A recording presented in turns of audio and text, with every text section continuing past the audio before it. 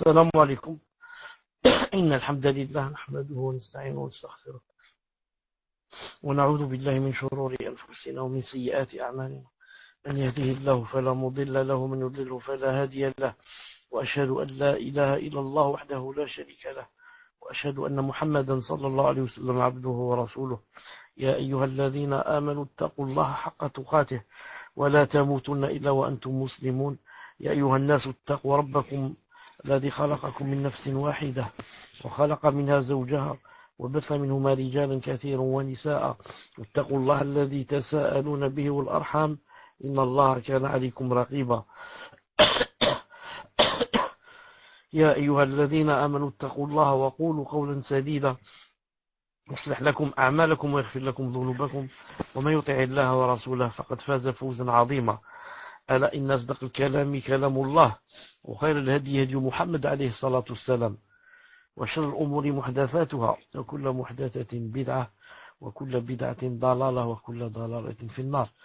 Donc, Inch'Allah Ta'ala, aujourd'hui, cours numéro 41 du mal et du remède. Nous sommes samedi 14 Rabi' Thani 1437 de l'Hégire, correspondant 23 janvier 2016. Bi'idhnillahi subhanahu wa ta'ala.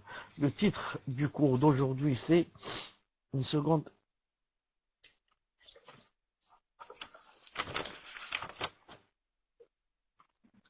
L'amour sincère implique l'unicité.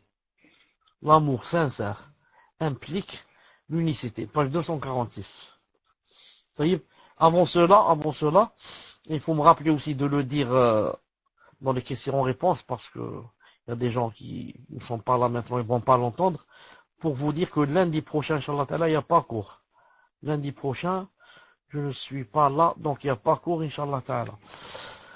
Ibn al-Qayyim dit, Bismillah ar-Rahman ar-Rahim. Ayant pris connaissance de cette introduction, il est impossible que soit réuni dans le cœur l'amour de l'être aimé suprême et la passion pour les belles apparences. Donc il dit c'est pas possible que ça se rassemble dans un même cœur. L'amour de l'être aimé suprême, Allah Azza wa Jal, en même temps la passion pour les belles apparences. Mais plutôt ce sont deux opposés qui ne peuvent être rassemblés. Et plus encore, il est nécessaire que l'un expulse l'autre. Ils ne peuvent pas être ensemble, mais plutôt l'un doit expulser l'autre. Ou bien on aime Allah subhanahu wa ta'ala et on expulse l'amour des passions pour les belles apparences. Ou bien on a dans le cœur l'amour des belles apparences et on expulse l'amour d'Allah. Il n'y a pas l'amour d'Allah subhanahu wa ta'ala. Il dit, celui dont la force de l'amour est vouée totalement à l'être aimé suprême, Azza wa Jal, entre parenthèses, en dehors duquel l'amour de toute chose n'est que fausseté et châtiment pour qu'il éprouve. Il n'y a pas cela le détournera de l'amour de tout autre que lui. Et s'il aime autre chose, c'est uniquement pour lui, Azza wa Jal. Ou parce que cela est un moyen de parvenir à son amour, Azza wa Jal. Ou alors parce que cela le coupe de ce qui s'oppose à son amour, Azza wa Jal, et le diminue. L'amour sincère implique donc l'unicité de l'être aimé. Le fait qu'on ne lui associe rien en son amour. Si l'être aimé, maintenant, est une créature, elle méprise, jalouse et réprouve qu'on associe un autre à l'amour qu'on lui porte. Et cela ne permet pas d'obtenir sa proximité. Et elle considère mensongère cette prétention d'amour, alors qu'elle ne mérite pas qu'on lui voue la force de l'amour. Alors que dire de l'être aimé suprême, Allah Azza wa Jal, auquel l'amour convient seul, alors que l'amour pour tout autre n'est que châtiment et nocivité. Donc il parle ici, il dit, si celui qu'on aime c'est seulement une créature, cette créature n'accepte pas, méprise, jalouse et réprouve qu'on lui associe un autre à l'amour qu'on lui porte. Regardez quand une femme, quand son mari lui dit je vais prendre une co-épouse. Regardez est-ce qu'elle accepte facilement, alors que même elle sait que c'est une loi d'Allah subhanahu wa ta'ala. Alors, qu'en est-il? Ceux qui ne savent pas. Ceux qui ne savent pas que c'est une loi d'Allah Azza wa Jal. Donc, ça c'est, par rapport à l'être aimé ici, c'est une créature. Il dit, alors que dire de l'être aimé suprême, Azza wa Jal, auquel l'amour convient seul. Alors que l'amour pour tout autre n'est que châtiment et nocivité. Châtiment et nocivité. On va voir pourquoi. C'est la raison pour laquelle Allah Azza wa Jal ne pardonne pas qu'on lui associe quoi que ce soit dans l'amour. Et qu'il pardonne en dessein de cela, c'est-à-dire à qui il veut. Il ne pardonne pas qu'on lui associe dans l'amour, quoi que ce soit. Et pardonne en dessein à qui il veut. L'amour des belles apparences fait perdre au serviteur l'amour de ce qui lui est plus utile. Et plus encore, il fait perdre l'amour de ce qui ne comporte ni rectitude, ni bienfait, ni vie profitable, si ce n'est par son amour seul. Il doit donc choisir un des deux amours, car ils ne peuvent ni se rassembler, ni disparaître tous deux du cœur. Il faut que l'un des deux soit dans le cœur.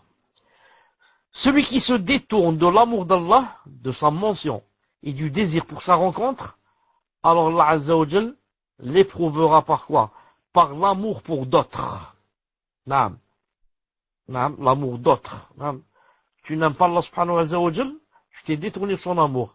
Il va t'éprouver à ce que tu aimes maintenant les stars, tu aimes les chanteurs, tu aimes les grands musiciens, tu aimes les footballeurs, tu aimes les rappeurs, je ne sais pas. Et comme ça, tu n'as pas aimé Allah subhanahu wa ta'ala, il va te châtier et te faire aimer les autres qui sont, qui attirent sa colère.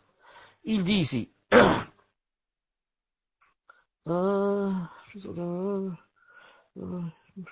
celui qui se détourne de l'amour d'Allah, de son dhikr et du désir pour sa rencontre, Allah l'éprouve par l'amour pour d'autres.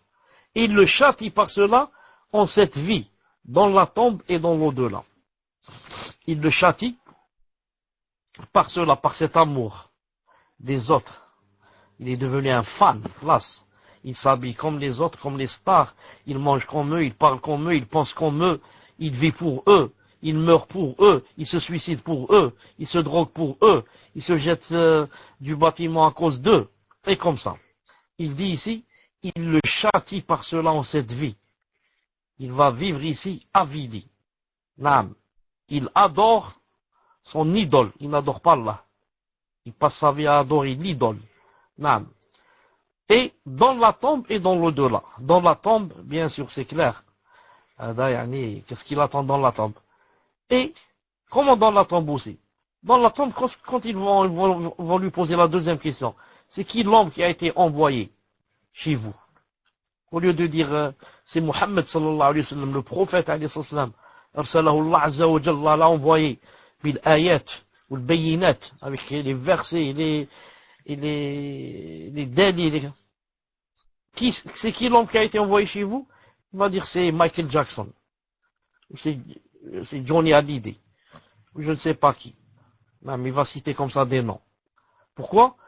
Parce que il a adoré cette personne. C'est cette personne qui va être présente entre ses yeux au moment de la réponse. Non. Il dit, et dans l'au-delà, bien sûr, dans l'au-delà, c'est clair.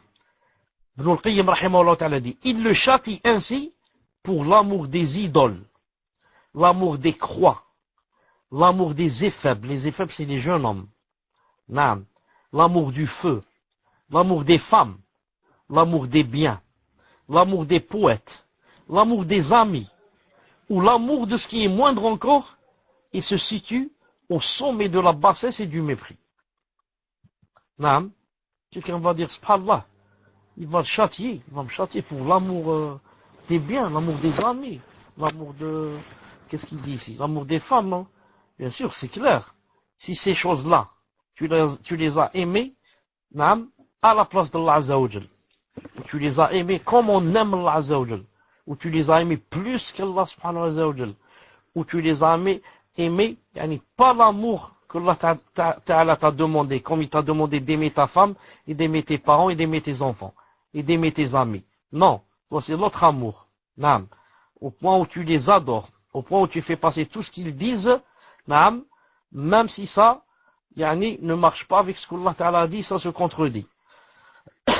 Ibn Qayyim dit, l'homme, c'est le serviteur de ce qu'il aime. Quelle que soit cette chose, l'homme, c'est l'esclave de ce qu'il aime. Quelle que soit cette chose.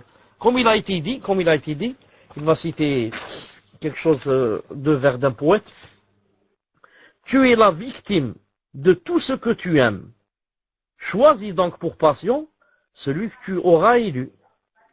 Tu es la victime de tout ce que tu aimes, afouane. Choisis donc pour passion celui que tu auras élu. Il dit ici, celui dont le Dieu n'est pas son roi et n'est pas son maître, son Dieu sera ses passions. Naam. Je pose une question sur Bailux ici. Pourquoi vous n'écrivez pas avec moi? Taïeb, je répète, celui. Naam. D'habitude, vous écrivez les vers des poètes. Malish. Il dit ici, celui dont le Dieu n'est pas son roi et son maître, alors son Dieu sera qui? Ses passions. Allah Ta'ala dit, أَفَرَأَيْتَ مَنِ اتَّخَذَ إِلَهَهُ هَوَاهُ وَأَضَلَّهُ اللَّهُ عَلَى عِلْمٍ وختم على سمعه وقلبه وجعل على بصره غشاوة فمن يهديه من بعد الله أفلا تذكرون. Sourate Al-Jathiyah, verset 23. Vois-tu celui qui prend sa passion pour sa propre divinité, et Allah l'égare sciemment, et scelle son oui et son cœur, et étend un voile sur sa vue. Qui donc peut le guider après Allah? Ne vous rappelez-vous donc pas? Je répète, ici c'est quoi le témoin? Le témoin c'est quoi? Vois-tu celui qui prend ses passions? Il a dit sa passion. Une seconde. Vois-tu celui qui prend sa passion pour sa propre divinité? Donc ici, le verset a montré que on peut prendre sa passion comme Dieu. Moi, j'ai pris Allah Ta'ala comme Dieu. Il y en a d'autres qui ont pris leur passion comme Dieu, divinité. C'est ce que veut dire Allah Ta'ala ici. Vois-tu, Mohammed, celui qui prend sa passion pour sa propre divinité? Alors, châtiment, Allah Ta'ala l'égare sciemment, il va sceller son oui, ses oreilles, il va rien entendre, sceller son cœur, a'udhu billah, et finit par lui étendre un voile sur sa vue. Naam, comme a dit Allah Ta'ala, وَتَرَهُمْ يَنْظُرُونَ إِلَيْكَ وَهُمْ لَا يُبْصِرُونَ. Et tu les vois en train de te regarder alors qu'ils ne voient pas. Donc d'un côté il dit il regarde et de l'autre il dit il ne voit pas. Car il y a une différence entre regarder et voir. Je regarde avec les yeux et je vois avec le cœur. Ceux-là, ils voient avec les yeux, c'est tout. Et ils regardent avec les yeux, c'est tout. Mais ils ne voient pas avec le cœur. Le cœur, qu'est-ce qu'il a? Il a dit, il a un voile, sur sa vue. Et il a l'égarcement, il est scellé. Il scelle son oui et son cœur. Et un voile sur les yeux. qu'Allah subhanahu wa ta'ala nous préserve. Titre, l'adoration et l'amour.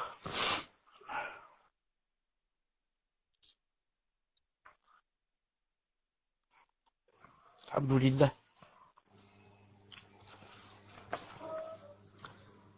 La servitude se caractérise par l'amour empreint de sujétion et l'humiliation pour l'être aimé.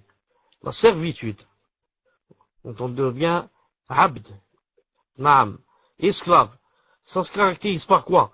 L'amour empreint de sujétion et aussi on doit s'humilier pour l'être aimé. Ainsi, celui qui aime une chose ou se soumet à elle, son cœur l'aura adoré. Plus encore, la servitude est le dernier degré de l'amour, qu'on nomme également l'amour servile. At-tatayyum. Le premier degré de l'amour est le lien. Ça s'appelle l'alaqa. Le premier degré de l'amour, il y a des degrés. en amour, il y a des degrés. Le premier degré, c'est al-alaqa. Al-alaqa, le lien. Ou alors la relation. Nommé ainsi, une seconde. Lahda.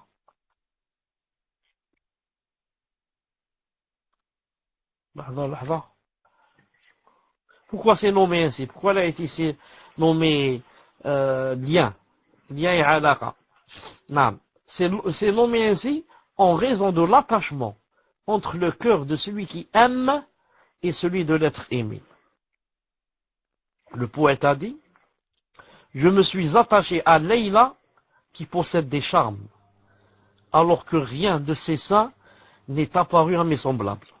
Et un autre a dit, ô Ummul Walid, t'es-tu attaché alors que sur ta tête, des cheveux blancs comme la neige ont fait leur apparition. Ça c'est le premier degré de l'amour qui s'appelle l'alaqa, le lien. Vient ensuite le penchant. Qu'on appelle en arabe as-sababa. Nommé ainsi en raison de l'épanchement du cœur vers l'être aimé.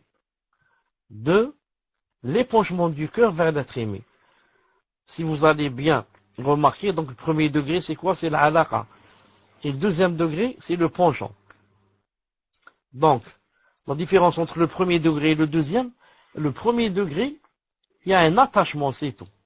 Un attachement il y a une relation entre celui qui aime et celui qui est aimé. Les deux cœurs, ont une relation. Mais dans le deuxième, c'est un peu plus fort. Pourquoi? Il y a un penchant entre les deux cœurs.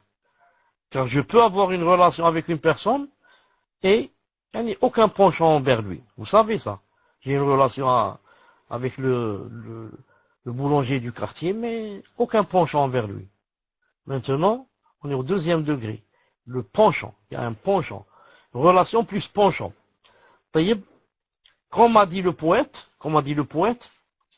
ceux qui aiment se plaignent du penchant. Si seulement je supportais seul ce qu'ils vivent, mon cœur obtiendrait toute la jouissance de l'amour. Ainsi, aucun amoureux ne l'aurait éprouvé, ni avant ni après moi. Ça, c'est le deuxième degré. Troisième degré, vient ensuite l'attachement. L'attachement qu'on appelle al-gharam.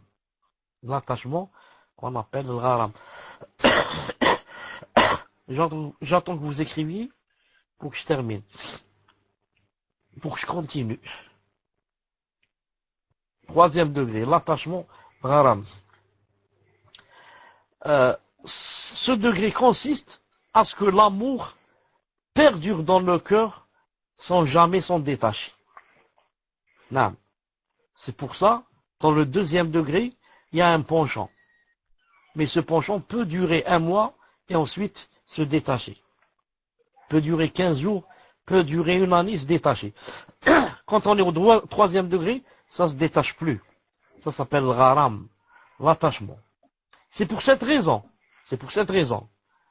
qu'on a nommé le créancier, on appelle le gharim.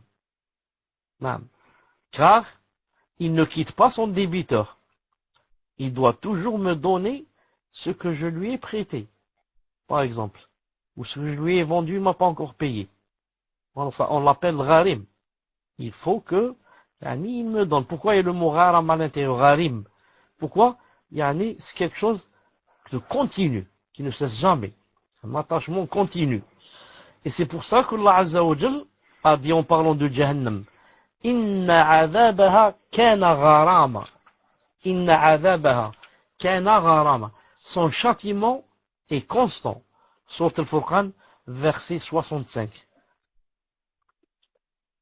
Car son châtiment est permanent. Allah Ta'ala, dans Sourate Al-Furqan, en parlant de Jahannam, il a dit, وَالَّذِينَ يَقُولُونَ رَبَّنَا اصْرِفْ عَنَّا عَذَابَ جَهَنَّمَ إِنَّ عَذَابَهَا كَانَ غَرَامًا. Et ceux qui disent, Allah, et préserve-nous du adab, du châtiment de Jahannam, car son châtiment est permanent. Il ne s'arrête jamais. On est au troisième degré. Vient ensuite le quatrième degré. L'amour fou. l'amour fou qu'on appelle en arabe al-ishq, al-ishq, qui désigne l'excès dans l'amour. C'est pourquoi on ne peut décrire ainsi le Seigneur et on ne peut l'utiliser à son sujet. Non. C'est pourquoi on ne peut décrire ainsi le Seigneur. On ne peut pas dire de lui, on ne peut pas employer pour lui l'ishq, ni on peut utiliser ce qualificatif à son sujet. Alaykoum salam wa rahmatullah. Quand il y a quelqu'un qui rentre dans le salon et dit salam, c'est les admins qui lui répondent. Barakallahu fikum. Taïb. Donc, 4e degré, c'est quoi? C'est l'ishq. L'ishq qui désigne l'excès dans l'amour. Et ça, on ne peut pas l'utiliser envers Allah subhanahu wa ta'ala. On dit uhibbullah, mais on ne peut pas dire ahshuqullah. Non, ça se dit pas. Vient ensuite, 5e degré, le désir. Shawq. Shawq. 5e degré, le désir. Shawq. Écrivez. Qui désigne le plus convoité des voyages du cœur vers l'être aimé. Le plus convoité des voyages du cœur vers l'être aimé. Et ce terme a été utilisé concernant le Seigneur Azza wa Jal, dans le hadith de Ammar ibn Yasir, qui a accompli une prière courte. En interrogeant à ce sujet, il dit: j'y ai prononcé des invocations que le prophète al-Islam prononçait. Ô Allah, par ta connaissance de l'invisible et ton pouvoir sur les créatures, laisse-moi en vie tant que tu sais que la vie est meilleure pour moi que la mort. Et fais-moi mourir si tu sais que la mort est meilleure pour moi que la vie. Ô Allah, permets-moi de te craindre en secret en public et de ne parler qu'en toute vérité dans les moments de satisfaction et de colère. Je te demande, ya Allah, la modération dans la richesse et la pauvreté. Je te demande des bienfaits inépuisables. Je te demande la réjouissance continue. Permets-moi de me satisfaire de ton décret. Je te demande une vie paisible après la mort. Accorde-moi le plaisir de contempler ton visage et le désir, voilà le témoin, et le désir ardent de te rencontrer sans subir aucun dommage qui me nuise, ni tentation qui m'égare. Ô Allah, embellis-nous par la foi et fais de nous des guides bien guidés. Sahih al-Nasa'i 1304. Donc vous voyez que il y a le désir par rapport à Allah subhanahu wa ta'ala. Mais ce qu'il n'y a pas, il n'y a pas l'amour fou. L'amour fou, il n'y a pas. Mais le désir, il y a, comme ça, dans ce hadith, il a dit: accorde-moi le plaisir de contempler ton visage et le désir ardent de te rencontrer. Et le désir ardent de te rencontrer. Et dans un autre récit, il est dit: le désir des pieux de me rencontrer se prolonge, et mon désir de les rencontrer est plus grand encore. Est plus grand encore. Ici, il dit Al-Hilya, Al-Hafid a dit: ces propos n'ont aucun fondement. Ces propos n'ont aucun fondement.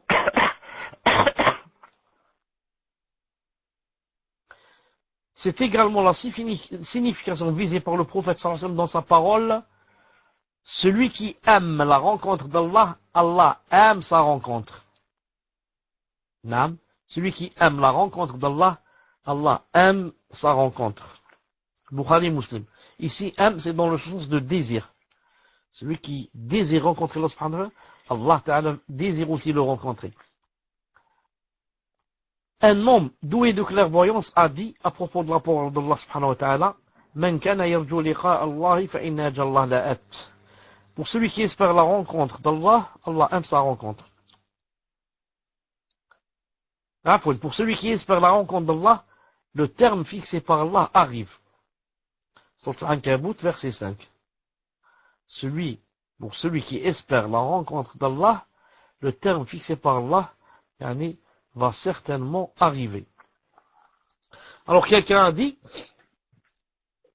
lorsqu'Allah Azza wa Jal connut le désir intense de ses alliés pour sa rencontre, et le fait que leur cœur ne pouvait être bien guidé sans sa rencontre, il leur fixa un terme et un rendez-vous pour sa rencontre, afin que leur âme s'apaise. Allahu Akbar. Allahu Akbar. Je répète, le verset a dit: celui qui espère rencontrer Allah Ta'ala, le terme fixé par Allah va certainement venir. Ça veut dire que vous ne devez avoir aucun doute.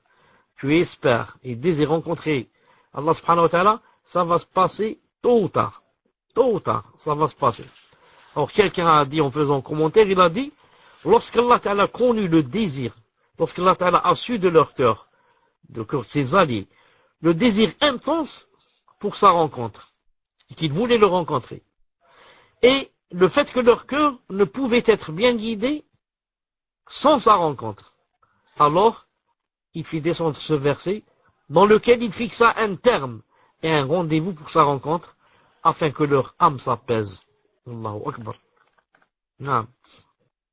Beaucoup de salaf vivaient seulement avec quoi? Dans le cœur le désir ardent de rencontrer Allah subhanahu wa ta'ala. Non. Ils ne pensaient qu'à cela. Quand est-ce que je rencontre mon Seigneur? Quand est-ce que je serai dans l'au-delà? Quand est-ce que je sors de ce bas monde? Non. Ce bas monde maudit, comme a dit le prophète seulement si pour ذكر الله ومن والاه عالم ومتعلم, c'est tout. Non. Beaucoup de salaf ne pensaient qu'à quand est-ce que je rencontre mon Seigneur. Il dit ici, la vie la plus agréable et la plus savoureuse est celle de ceux qui aiment, désirent et cherchent la proximité d'Allah Azza wa Jal. Leur vie est en réalité la bonne vie. Il n'y a pour le cœur de vie plus agréable, savoureuse et douce que celle-ci. C'est la bonne vie mentionnée dans la parole d'Allah Azza wa Jal. من عمل صالحا من ذكر أو أنثى وهو مؤمن فلنحيينه حياة طيبة. Quiconque homme ou femme fait une bonne œuvre tout en étant croyant, nous lui ferons vivre une bonne vie. Naam, Sourate An-Nahl 97. Donc, regardez, on lit bien le verset. Quiconque, Allah Ta'ala dit, quiconque, mâle ou femelle, homme ou femme, fait une bonne œuvre tout en étant croyant. Donc, il y a deux choses. Fait une bonne œuvre tout en étant croyant. Ça a deux conditions. C'est quoi le résultat? Nous lui ferons vivre une bonne vie. Une bonne vie. Maintenant, ou bien c'est ici, ou bien c'est dans l'au-delà. Si c'est dans l'au-delà, c'est clair, Inch'Allah Ta'ala, que le mu'min, c'est le paradis qui l'attend. Mais c'est aussi ici, comme disent les sables. Quiconque, mâle ou femelle, fait une bonne œuvre. Et la bonne œuvre, pour être une bonne œuvre, il faut qu'elle soit sincère pour Allah subhanahu wa ta'ala, et qu'il faut qu'elle soit d'après la charia. C'est pas tu inventes des choses de ta tête, et tu vas adorer Allah ta'ala avec les bid'ah. Tu l'adores avec ce qu'a dit Allah ta'ala, ce qu'a dit le prophète islam, qui est la compréhension des salaf. Et avant cela, la sincérité. Il a dit, tout en étant croyant. Alors, deuxième condition, tout en étant croyant. Ici, on va répondre à ceux qui disent, comment pasteur et je ne sais qui, Flan et Socrate ou je ne sais qui, regardez ce qu'ils ont fait pour l'humanité et ceci, cela, et ils vous disent qu'ils vont aller en enfer. C'est pas possible. Ils ont fait une bonne œuvre. On leur dit ils ont fait de très bonnes œuvres, mais ils n'étaient pas croyants. Ils n'étaient pas croyants. Croyants, ça veut dire qu'ils n'étaient pas dans la vraie croyance. S'il était chrétien au temps de Isa alayhi salam, ça veut dire qu'il était musulman. Non. S'il était parmi les juifs au temps de Moussa alayhi salam, ça veut dire qu'il était aussi musulman. Allah Ta'ala n'a envoyé que l'islam. Toutes les religions, les vraies, c'est l'islam. Ça veut dire c'est la soumission. Je me soumets à Allah Azza wa Jal seul. Je n'adore pas un autre avec lui, ni un autre à sa place. Al-Muhim, toute personne, homme ou femme, qui fait une bonne œuvre, tout en étant croyant, nous lui ferons vivre une bonne vie. Donc, en d'autres termes, toute personne, mâle ou femelle, qui se voit ne pas vivre une bonne vie, alors qu'elle s'accuse, ils disent, ou bien je ne fais pas les bonnes œuvres, ou bien je ne suis pas vraiment croyant. J'ai un défaut, ou bien dans les œuvres, c'est-à-dire sincérité, ou bien les œuvres bid'a, etc., c'est pas sur la sunna, ou bien j'ai quelque chose qui cloche dans ma croyance. Quelque chose cloche dans ma croyance. Comme Allah Ta'ala dit, nous lui ferons vivre une bonne vie, et moi je vis une vie de clochard, une vie de chien. C'est pas possible. Allez, comment? on va dire le Coran est faux. Non, on va dire c'est toi qui a des problèmes. C'est pas le Coran qui a des problèmes. Al-Muhim. Attention seulement que certains pensent que il dit, comment moi je fais les bonnes œuvres, je suis croyant et je suis pauvre. Pauvreté ou malade ou ça n'a rien à voir. Non, il n'y a pas un prophète qui n'a pas commencé par être d'abord pauvre et qui peut-être n'était pas malade. Non, c'est pas ça. Je parle une bonne vie, surtout dans le cœur.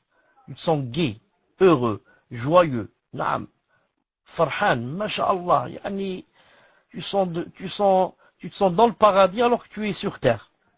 Alors que, comme j'ai dit plusieurs fois, tu n'as rien. Peut-être tu travailles même pas. Naam, tu te suffis tout juste, si tu manges des lentilles, tu es bien. Mais, Allah barak, comment tu te sens, masha'Allah. Iman dans le cœur, paradis dans le cœur. Naam. طيب. Il dit ici, le sens visé ici n'est pas la vie partagée entre les croyants et les mécréants, des pieux et des dépravés, comme bonne nourriture, vêtements, boissons et mariage. Il est même possible que les ennemis d'Allah en disposent beaucoup plus encore que ses alliés. Voilà, justement, subhanallah, l'explication se trouvait juste après. Non. Donc il dit ici, ne crois pas que on est en train de parler de nourriture et vêtements et boissons et mariage. Il a dit les ennemis d'Allah Ta'ala, ceux qui l'insultent matin et soir, ils disposent beaucoup plus de ce bas monde et de ses richesses que ses alliés. Il dit, Allah Azzawajal a assuré à toute personne qui a accompli une œuvre pieuse de lui faire vivre une bonne vie. Et il est véridique en sa promesse. Et il n'y manque jamais. Et est-il une vie meilleure, connaissez-vous, une vie meilleure que celle de celui dont toutes les préoccupations se réunissent pour n'en former qu'une seule, qui est l'agrément d'Allah Azza wa Jal. Naam, nous lui ferons vivre une bonne vie. Allah subhanahu wa ta'ala va regrouper toutes tes sensations, toutes tes idées, toutes tes projets, tout, et les unifier et les mettre dans une seule chose, c'est quoi? Je vis pour adorer Allah subhanahu wa ta'ala. Une seconde.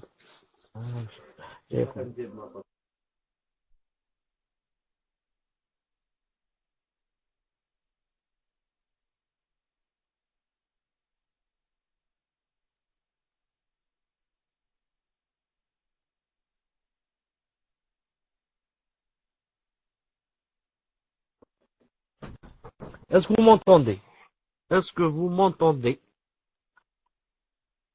Taïb. Donc ici, il commence à expliquer que parmi les choses qui font que, qui prouvent que c'est ça la bonne vie, que dans l'Azza wa Jal, il te donne un apaisement dans le cœur. Tout est chez toi, maintenant, alhamdoulilah, clair, regroupé. Tu n'es pas, une hadi à gauche, à droite, tu sais plus ce que tu fais. Tu sais pas ce que tu veux. Comme les kuffars. Il ne sait pas ce qu'il veut, il ne sait pas ce qu'il fait, il veut tout à la fois, il ne veut rien, et il se jette du 10e étage. Il termine par se jeter de la. Il dit, je ne comprends rien à cette vie, je ne sais pas. Là. Non. Pour le mu'min, alhamdoulilah, tout est clair. Non. Il sait ce qu'il veut. Il sait d'où il est venu. Il sait pourquoi il est sur cette terre. Il sait c'est quoi son but. Il s'est préparé pour son but. Il s'est préparé pour ce qu'il attend. Et il est en train d'attendre que ce jour vienne pour la rencontre, pour voir s'il a réussi à son examen ou bien il a échoué. C'est tout. Non. Il dit ici, est une vie, voilà. Existe-t-il une vie meilleure que celle de celui dont toutes les préoccupations se réunissent pour n'en former qu'une seule, qui est l'agrément d'Allah. Subhanallah al-Azim. Tout ce que je fais comme effort, c'est pour faire le maximum de choses qui qui m'attire l'agrément et le ravissement d'Allah subhanahu wa ta'ala. Connaissez-vous une vie meilleure que celle-là? Il y a des gens qui passent tout leur temps à faire des projets, comment faire, yani, pour voler, je ne sais pas, une banque, pour, yani, créer une maison, je ne sais pas, de prostitution. Et l'autre, comment, pour faire une banque, où on va faire l'usure. Et l'autre, comment, yani, guider les mineurs vers la débauche. Et l'autre, comment, yani, vendre la drogue, devenir un grand baron dans la drogue. Et toi, subhanallah al-azim, du matin au soir, tu ne penses que comment, yani, je vais essayer d'avancer dans ma religion, d'avancer dans mon dîme, et d'essayer d'apprendre quelque chose de nouveau. Quelque chose de nouveau qui peut-être, yani, va me faire l'intercession, yawm al-qiyamah, quand je rencontre Allah subhanahu wa ta'ala. Y a-t-il mieux que cela? C'est pas possible. Il dit, c'est pas possible. Ensuite, il dit, son cœur, le cœur de celui qui adore Allah subhanahu wa ta'ala, son cœur ne bifurque pas, mais il se dirige vers Allah subhanahu wa ta'ala. Tu as un cœur, comme dit Ibn Qayyim dans d'autres livres, il a connu sa qibla. Quand tu vas prier, tu sais où c'est la qibla. On te l'a montré ou bien tu as la boussole, tu sais que c'est dans cette direction. Tu pries, comment tu pries? Apaisé. Alhamdulillah. Yani, mon cœur est serein, apaisé. Imagine quand tu pries, tu sais pas où est la qibla. Tu dis à peu près, je sais pas, peut-être à droite, peut-être à gauche. Bon, il n'y a pas, donc je vais choisir yani, un côté et je prie. Non, je sais que c'est valide yani, en islam. Non, parce qu'il n'y a pas d'autre solution. S'il n'y a pas des gens qui te montrent et tu peux pas tout seul connaître ça. Mais tu pries, tu n'as pas le cœur apaisé. Tu dis c'est peut-être de l'autre côté, c'est à droite, c'est à gauche. Tu as le cœur qui bifurque. Non. Il dit ici, Alhamdulillah, son cœur ne bifurque pas. Il se dirige vers Allah. Sa volonté et ses réflexions qui étaient dispersées se rassemblent. Si bien que la mention de l'être aimé suprême, son amour, le désir de sa rencontre et se rapprocher de lui, le domine. Voilà, maintenant ce qui le domine c'est quoi? Qu'est-ce qui me domine maintenant? C'est seulement comment ravir Allah Ta'ala. C'est seulement comment faire quelque chose qui peut-être demain va m'aider chez Allah Subhanahu wa Ta'ala. Je fais tout mon possible pour essayer de quoi? Dans cette journée au moins, de m'éloigner de ce qui attire la colère d'Allah Subhanahu wa Ta'ala. Et comme ça. Donc tu passes ta vie, parce que la vie c'est quoi? C'est les jours c'est les semaines c'est les mois c'est les années. Les années c'est ta vie. Donc tu passes ta vie à quoi? À seulement vivre pour Allah subhanahu wa ta'ala. Du matin au soir, je vois comment faire quelque chose qui me rapprocherait davantage d'Allah ta'ala et de son ravissement et m'éloignerait davantage de son courroux et de son enfer. C'est autour de cela que gravitent ses préoccupations, volontés et objectifs. Et même les pensées de son cœur, même dans son cœur. Quand tu le vois dans la rue, il marche. Quand tu le vois chez l'épicier, je ne sais où tu le vois, toujours les pensées de son cœur gravitent autour de ce que je viens de dire. Ravir Allah et s'éloigner de son enfer. Faire le possible pour se rapprocher de son paradis. Faire le possible pour s'éloigner de son enfer. Naam. J'adore Allah subhanahu wa ta'ala, l'unifier. Je veux l'unifier. Et comme ça, il ne vit que pour cela, il dit ici, s'il garde le silence, c'est par Allah. Et s'il parle, c'est par Allah. S'il garde le silence, c'est par Allah. Car le prophète a dit, Man kana yu'min billahi wal yawmil akhir, falyaqul khayran aw liyasmut. Quiconque croit en Allah et au jour dernier, qu'il dise quelque chose de bien ou qu'il se taise. Donc s'il parle, il va dire quelque chose de bien. Donc c'est Allah qui lui a dit, c'est-à-dire ici le prophète, qui lui a dit de dire quelque chose de bien. Et s'il se tait, je me tais. Pourquoi? Parce que c'est Allah qui m'a dit de me taire. Donc même quand je me tais ici, j'ai des récompenses. Pourquoi? Parce que je ne me suis pas tu, parce que je ne sais pas parler. Mais je me suis tu parce que c'est un endroit où c'est mieux de ne pas parler. Comme l'a dit le prophète alayhi salam. Donc si je me tais ici, je me suis tué par Allah. C'est lui ou son prophète, qui m'a dit de me taire. Subhanallah al-Azim. Si je parle par Allah. Si je me tais par Allah Azza wa Jal. Et c'est par lui qu'il écoute, regarde, saisit, marche, bouge, s'arrête, vit, meurt et qu'il sera ressuscité, comme le rapporte le prophète sallallahu alayhi wa sallam. Allahu Akbar. Je répète, c'est par lui Azza wa Jal qu'il écoute. C'est-à-dire, je n'écoute que ce qui est permis. Je ne suis pas libre d'écouter ce que je veux. Comme disent certains masakin. Il dit, c'est mon âme et j'en fais ce que je veux. Je suis libre. Naam. Liberté, égalité, fraternité. Je fais ce que je veux. Je suis libre. Ce n'est pas vrai. D'ailleurs, même en France, c'est pas vrai. Hein. Si je veux je veux m'habiller comme je veux, c'est interdit. Si je m'habille en cours, oui, tu es libre. Si je veux cacher mon corps, tu n'es pas libre. Non, tu ne le caches pas. Tu es libre si tu enlèves. Tu enlèves tes habits, tu es libre. C'est ça, liberté, égalité. Mais si tu t'habilles, non. Si tu veux te vêtir, non. C'est pas ça la liberté. Je disais, donc il a dit, j'écoute, je n'écoute pas ce que je veux. Pourquoi? Parce que tout simplement mon corps ne m'appartient pas. Et si mon corps ne m'appartient pas, ça veut dire aussi que mes oreilles ne m'appartiennent pas. C'est quelqu'un qui s'appelle Allah Azza wa Jal qui m'a créé, il m'a donné ses oreilles. Donc s'il me les a données, c'est pour que je les utilise dans ce qu'il veut lui, pas ce que je veux moi.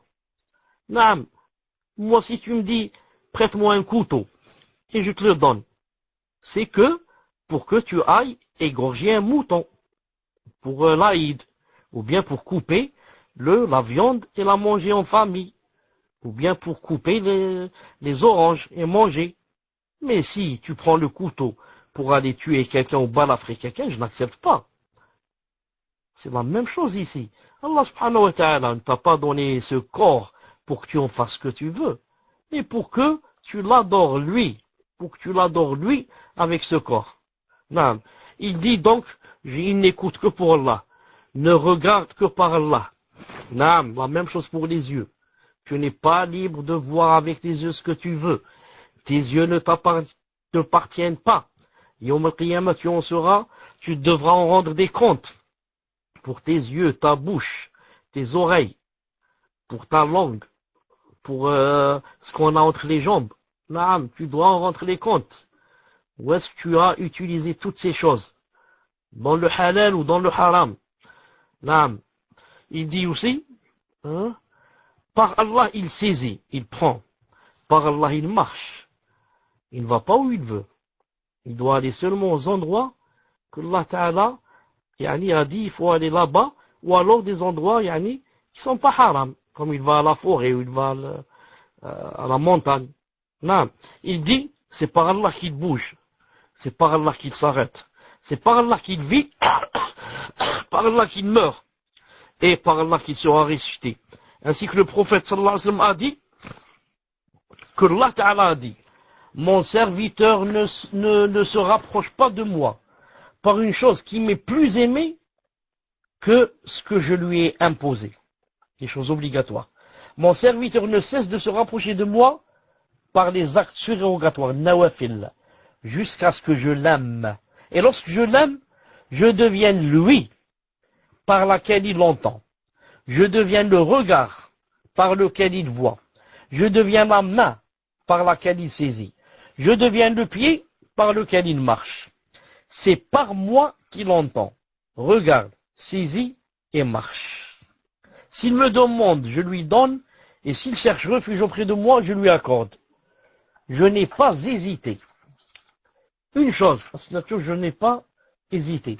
Pour une chose que j'accomplis, comme pour le fait de retirer l'âme de mon serviteur, c'est-à-dire de prendre son âme,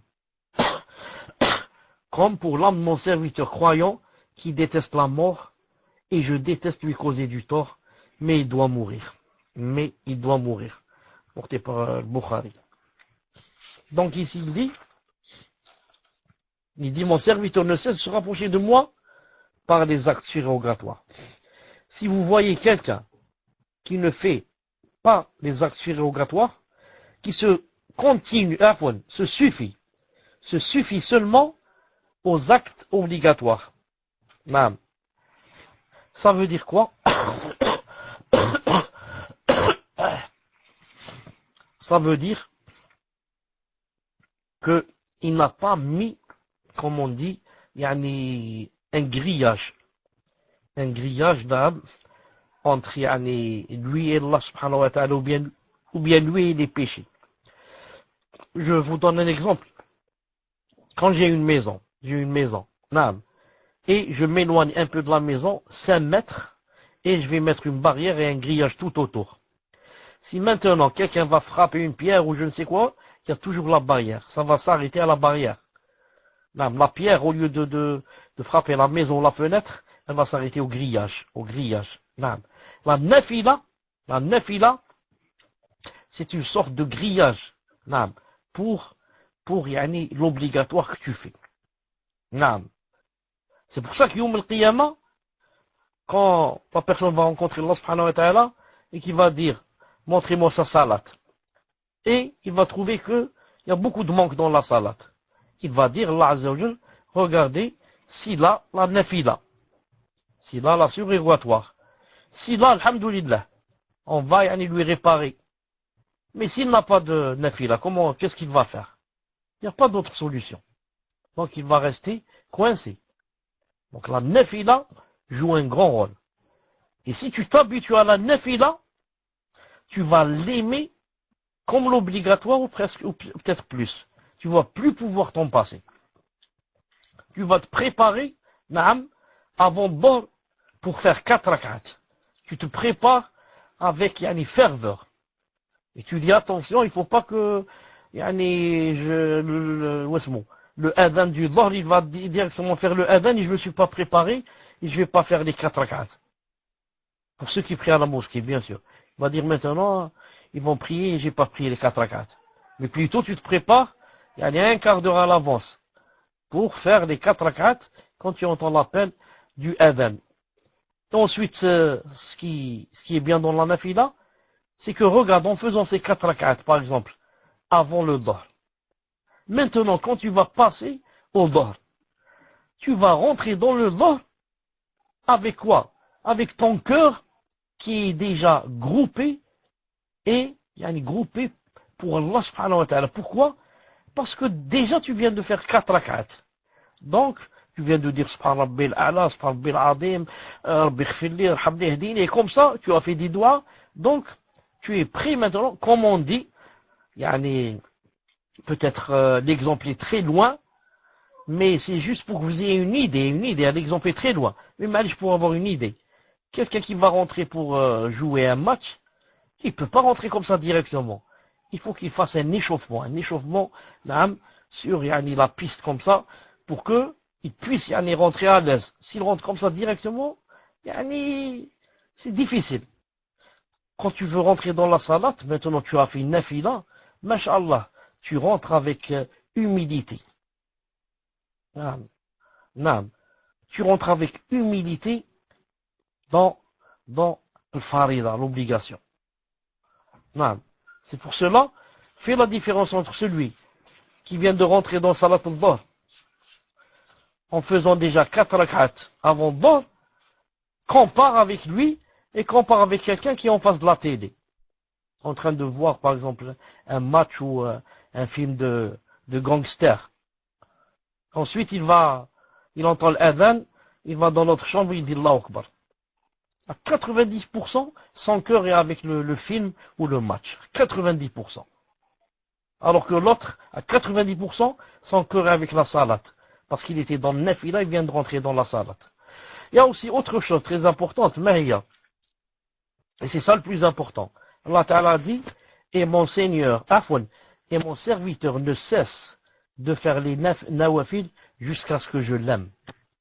Allahu Akbar. Donc la nafila fait aimer le serviteur à Allah Ta'ala. nafila fait aimer le serviteur à Allah Ta'ala, si quelqu'un va dire, pourquoi le nafila fait aimer? La réponse est très claire et simple. Et peut-être un enfant peut te répondre. Il va te dire, parce que la nafila, c'est pas obligé de la faire. Donc le fait que tu la fasses, c'est une preuve que tu aimes donc Allah subhanahu wa ta'ala. Sinon, tu peux dire, moi personne ne doit m'obliger à ajouter. Je m'arrête à ces 5. Subh, Dhuhr, Asr, Maghrib, Isha. Ya khoya, il y a un hadith. Il a dit, si tu fais les 5, tu vas aller au paradis. Donc, je veux que personne me dise fais nafila. Et c'est vrai, personne t'a obligé. Là, même là, t'as pas obligé. Mais toi, de toi-même, tu dis, ya Allah, moi je veux ajouter. Je veux faire nafila. Ça, yani, je veux, yani, mon ravissement. Je veux m'approcher davantage. Donc, ça va quoi? Ça t'attire l'amour d'Allah subhanahu wa ta'ala. Et j'ai plusieurs fois donné un exemple aussi, pour approcher aussi de la chose dans le cœur. Quand tu te mets d'accord avec un maçon pour qu'il travaille chez toi, dans ta maison, il te répare la maison ou bien il construit, de 8 heures du matin jusqu'à 17 heures. Et tu le payes par journée. Par exemple, c'est un exemple, c'est tout. Par exemple, 50 euros par jour. Par exemple, 50 euros par jour. Il travaille de 8 heures du matin jusqu'à 17 heures. Et maintenant, ce n'est plus 17 heures. Là, c'est 17 heures, donc il doit aller chez lui. Il n'y va pas. Et il est 17h30, et il est toujours en train de bâtir et de je ne sais quoi. Ensuite, maintenant, il est 18 heures, il est toujours là. Ensuite, même toi, tu as peur. Tu vas dire, moi, je vais pas lui donner tout cet argent. Écoute, je t'ai dit à 17 heures, tu arrêtes.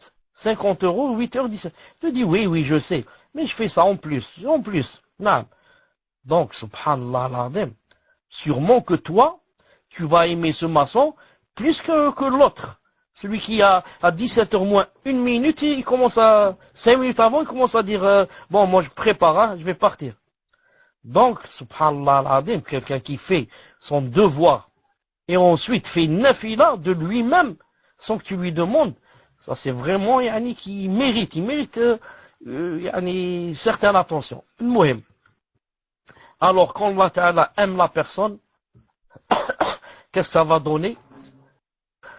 Écoutez ce que ça va donner.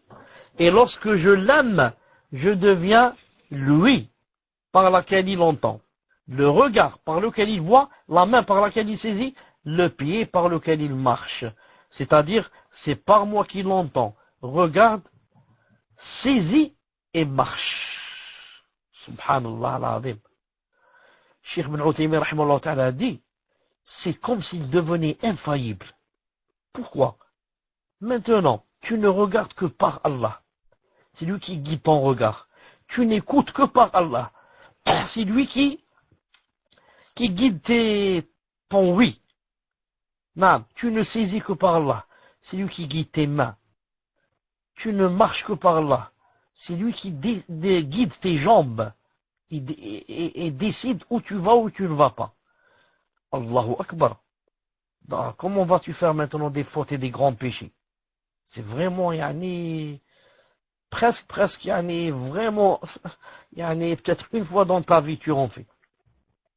C'est pour ça que ici, Ibn al-Qayyim, Cheikh Ibn Uthaymin, rahimahullah ta'ala, a dit une phrase qui m'a beaucoup plu. Beaucoup. Non, qui m'a beaucoup même touché. Il a dit, donc, si tu vois quelqu'un faire les grands péchés et en faire beaucoup, sache que c'est une personne qui ne fait pas de nafila. C'est vrai. C'est logique. Non, c'est ça la logique. Le hadith a dit. S'il fait une nafila, je l'aime, et si je l'aime, je serai son oui, ses pieds, ses mains et l'autre. Donc maintenant, ça veut dire que, maintenant toi tu fais beaucoup de grands péchés, ça veut dire que tu es loin de la nafila. Ou bien tu n'en fais pas du tout, ou bien tu n'en fais pas, yani shar'i, comme ça doit se faire. Allez, tu bâcles des choses comme ça et tu te lèves et Allahu Akbar, salam alaikum et tu te lèves. Non. طيب. Ibn Qayyim dit, ce noble hadith divin, dont la compréhension du sens et de l'objectif est interdite,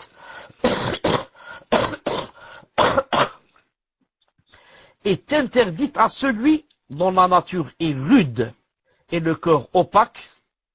Alors ce hadith délimite les causes de son amour en deux choses: l'accomplissement de ce qu'il a imposé et le rapprochement vis-à-vis de lui par les actes surérogatoires. Allah a mentionné que le fait d'accomplir ce qu'il a imposé est la chose par laquelle on se rapproche de lui, qui lui est la plus aimée. Puis viennent les actes surérogatoires. Celui qui aime ne cesse d'accomplir des actes surérogatoires jusqu'à être aimé d'Allah Azza wa Jal. Et lorsqu'il est aimé d'Allah Azza wa Jal, l'amour d'Allah pour lui suscite un nouvel amour pour Allah supérieur au premier amour. Cet amour détourne son cœur de la réflexion et de la préoccupation en ce qui est autre que son être aimé. Il possède son essence, cet amour possède son essence. Et il n'y reste plus aucune place pour autre que son être aimé. La mention de son être aimé, son amour et sa perfection possèdent les rênes de son cœur et domine son âme à la manière dont l'être aimé domine celui qui est sincère dans l'amour qu'il lui porte et qui réunit pour lui toute la force de l'amour. Nul doute que celui qui aime, lorsqu'il entend par son être aimé, de même qu'il voit, saisit, marche par lui. Ainsi, il est en son cœur, avec lui, et il est son compagnon. Il dit la lettre B, lorsqu'il dit c'est par moi qu'il l'entend, c'est par moi qu'il le voit, etc., signifie ici la compagnie. D'une compagnie incomparable qui ne peut être saisie par la seule information et connaissance de celle-ci. La question est donc une question d'état et non une pure question théorique. Non. Il dit, si l'homme peut connaître cela dans l'amour d'une créature pour lequel il n'a pas été créé et qui n'est pas le fondement de sa nature, comme l'a dit un homme connaissant l'amour, il a dit, ta silhouette est dans mon regard et ta mention dans ma bouche et ta demeure dans mon cœur, alors comment pourrais-tu disparaître? Ça c'est pour quelqu'un qui aime une personne.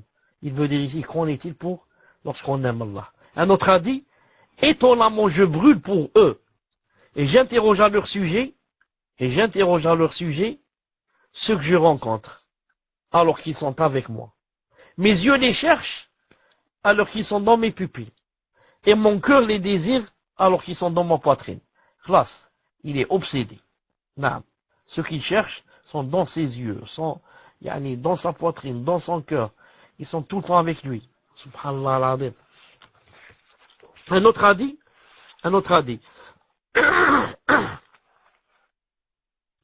si je dis que tu es absent, mon cœur ne me croit pas, car tu es en lui, en secret, et ne t'absente jamais. Et si je dis que tu n'as pas disparu, l'œil dit que c'est un mensonge. Je suis donc confus entre la véracité et le mensonge. Subhanallah al-Azim. Donc, si je dis que tu es absent, pour la personne qu'on aime, si je dis que tu es absent, mon cœur ne me croit pas, car tu es en lui, en secret, tu t'absentes jamais. Et si je dis que tu n'as pas disparu, l'œil dit que c'est un mensonge, parce que pour l'œil, tu n'es pas là. Pour l'œil, tu n'es pas là. Alors l'œil dit que c'est un mensonge, la personne n'est pas là. Comment tu dis que tu n'as pas disparu? Je suis donc confus entre la véracité et le mensonge. Je ne sais plus quoi faire. Il n'y a donc rien de plus proche de celui qui aime que son être aimé. Une seconde, je sais combien il reste de pages ici. Il n'y a donc rien de plus proche de celui qui aime que son être aimé, et l'amour l'amour peut même le dominer au point qu'il soit plus proche de lui que sa propre personne. Si bien qu'il s'oublie, mais n'oublie pas d'être aimé. Comme quelqu'un a dit, je veux l'oublier à tout prix. Mais c'est comme si on me représentait Leïla par tout moyen. Je veux l'oublier à tout prix. Mais c'est comme si on me représentait Leïla pour tout moyen. Un autre a dit, il veut de son cœur qu'il vous oublie, mais sa nature s'y refuse. Non. Il veut de son cœur qu'il vous oublie, mais sa nature s'y refuse. طيب.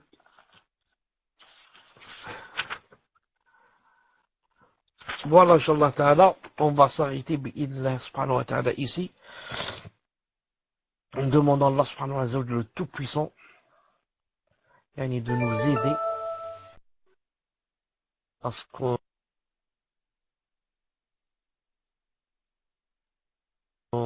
que pour lui, et par lui aussi, et qu'on ne pense qu'à lui, et qu'on n'œuvre que pour lui, Azza wa Jal, et qu'on n'œuvre que pour lui, Azza wa Jal. On se rencontre, Inch'Allah Ta'ala, pour les questions-réponses de tout à l'heure. سبحانك اللهم وبحمدك أشهد أن لا إله إلا أنت أستغفرك وأتوب إليك. بسم الله الرحمن الرحيم.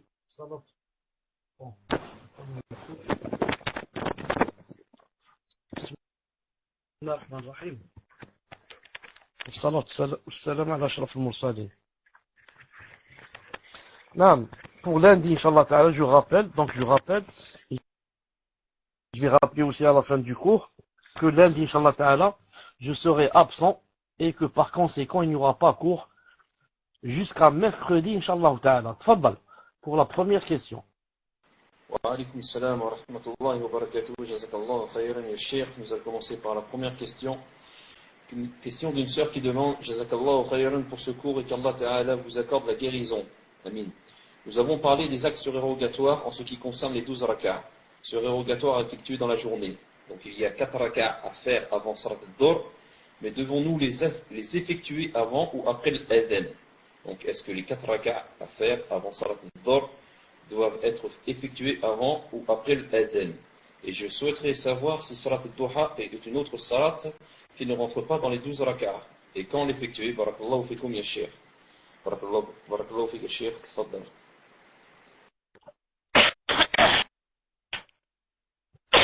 Bismillah ar-Rahman ar-Rahim.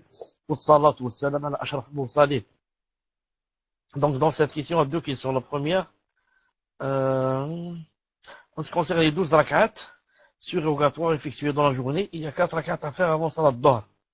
Mais devons-nous les effectuer avant ou après l'adhan? Je dis, les 4 rak'at avant le Dhuhr, pour pouvoir les faire, il faudrait que le moment de Salat al-Dhuhr soit rentré, c'est tout. Maintenant, il a appelé le adhan, ou là il n'a pas appelé la prière, ou là j'ai entendu, ou je ne l'ai pas entendu, tout ça, peu importe. L'essentiel c'est quoi? Je regarde le calendrier qui montre l'entrée des salats, l'horaire des salats. Quand je sais que maintenant c'est Dhuhr, ça veut dire c'est maintenant que je peux les faire, bi'idhnillahi ta'ala. Si c'est pas Dhuhr, je peux pas les faire. Et je souhaiterais savoir si Salat al-Duha est une autre salat qui ne rentre pas dans les 12 rak'at. Salat al-Duha ne rentre pas dans les 12 rak'at. Mais c'est une salat que Allah Ta'ala, quand il donne le succès à une personne, il lui inspire cette salat, masha'Allah. Comme a dit le prophète, il a dit salat al-Tawwabin. Salat al-Awwabin. Il a dit c'est la salat de ceux qui reviennent vers Allah subhanahu wa ta'ala, al-Awwabin. Et elle commence après le lever du soleil d'à peu près 20 minutes. Après que le soleil sorte de l'horizon, on attend à peu près un quart d'heure, 20 minutes. Et ça reste jusqu'à un quart d'heure, 10 minutes avant Salat al-Dhuhr, ça se termine. Donc, disons que ça commence un quart d'heure après le lever du soleil, et ça se termine, disons, un quart d'heure avant Salat al-Dhuhr. Naam. Et son minimum, c'est 2 rak'at. Son maximum, c'est 12. Minimum 2 rak'at, maximum 12. Et maintenant, si on fait 8 ou la 10 ou là, à chaque fois, après chaque 2 rak'at, on dit salam alaykum. Et on fait le takbir de nouveau. Je dis, celui qui peut en faire 4 c'est masha'Allah. Non. 2, c'est mieux que rien. Celui qui fait 2, c'est mieux que celui qui n'en fait pas du tout. Mais 4, c'est masha'Allah. 6, encore mieux. Mais pourquoi je dis 4, 6? Parce que des fois, elle fait ça 15, 20 jours, ensuite elle abandonne tout. Elle dit c'est beaucoup. Elle va dire 6, c'est beaucoup. Si c'était 2, d'accord. C'est pour ça qu'il ne faut pas vite monter les comment ça s'appelle, c'est pas l'échelle, monter les escaliers. Il ne faut pas monter vite. Les échelons. Il faut monter doucement, doucement. بإذن الله تعالى. تفضل. Jazakallahu khayran, ya Cheikh. Donc nous allons passer à la deuxième question, deuxième question d'une sœur qui demande qu'Allah vous récompense et nous donne la clairvoyance de sa religion. Amin. Cheikh, pouvez-vous me donner quelques exemples de nawafil, à part la prière et le jeûne surérogatoire? Barakallahu fik wa jazakallahu khayran. Tfaddal ya Cheikh wa jazakallahu khayran. La nafila, c'est toute chose n'est pas obligatoire. Toute chose que Allah Ta'ala n'a pas imposée et que tu fais toi pour le visage d'Allah Subhanahu wa Ta'ala, ça rentre dans la nafila. Comme les salats nawafil. Les salats nawafil qu'il y a. Bon, c'est toutes les autres salats à part les 5. Par les 5, c'est toutes les autres. En général. Sinon, il y a des divergences pour salat al-witr et jumu'ah, etc. Al-muhim. Pour le siyam, par exemple le lundi et le jeudi, ou bien l'ashura, ou bien les 10 de Dhul-Hijjah, ou bien qu'est-ce qu'il y a avec l'ashura? Arafat, ou bien 3 jours chaque mois, ou bien 13, 14, 15. 13, 14, 15, calendrier arabe. Sinon, 3 jours de chaque mois. Alhamdoulilah, donc j'étais déconnecté, est-ce que vous m'entendez? Alhamdoulilah. Juste une petite remarque. Dans ce salon-là qui s'appelle J'apprends l'islam sur le minhaj des salafs. Je suis honneur, vous voyez en haut, c'est écrit honneur, Mohamed Chalabi. Et pourtant, j'ai pas le mot de passe. C'est-à-dire que je l'ai perdu, je ne le connais plus. Donc, je peux pas rentrer en admin. Donc, regardez toujours, quand vous me voyez rentrer, il faut me déréder. Parce que des fois, je rentre et personne ne remarque et, alors j'ai besoin de parler. Donc, il faut faire attention à ce que, quand je rentre, vous me dérédez, bi'idhnillahi ta'ala. Al-muhim. Aisha radiyallahu ta'ala anha. C'est pas celui-là, Mahmoud. C'est pas celui-là. Mais c'est plutôt, quand je rentre sur Wasmobux, je Mohamed Chalabi, comme c'est écrit en haut, avec la petite barre en bas, il me demande le mot de passe. Il me dit c'est quoi le mot de passe? Et c'est pas celui-là que tu viens de me donner. Celui que tu viens de me donner, c'est pour le salon, c'est tout. Mais, al-muhim, la hadith Aisha radiyallahu ta'ala dans Muslim, qu'est-ce qu'elle a dit? Elle a dit, le prophète sallallahu alayhi wa sallam jeûnait 3 jours de chaque mois. Elle a dit, sans donner d'importance à ce que ça soit au début du mois, au milieu ou à la fin. Donc la sunna c'est quoi? C'est le muhim. Chaque mois, je jeûne 3 jours. Je jeûne 3 jours. Ça c'est par exemple au siyam. Bien sûr, maintenant il y a d'autres siyam. Si quelqu'un veut jeûner un jour et manger un jour, ou bien jeûner 10 jours d'affilée, 15 jours d'affilée, 20 jours d'affilée, dans certains mois. Non, c'est possible, c'est pas interdit. Le prophète, comme dans le hadith authentique, du compagnon qui a dit que il jeûnait au point où on se disait il n'allait pas manger.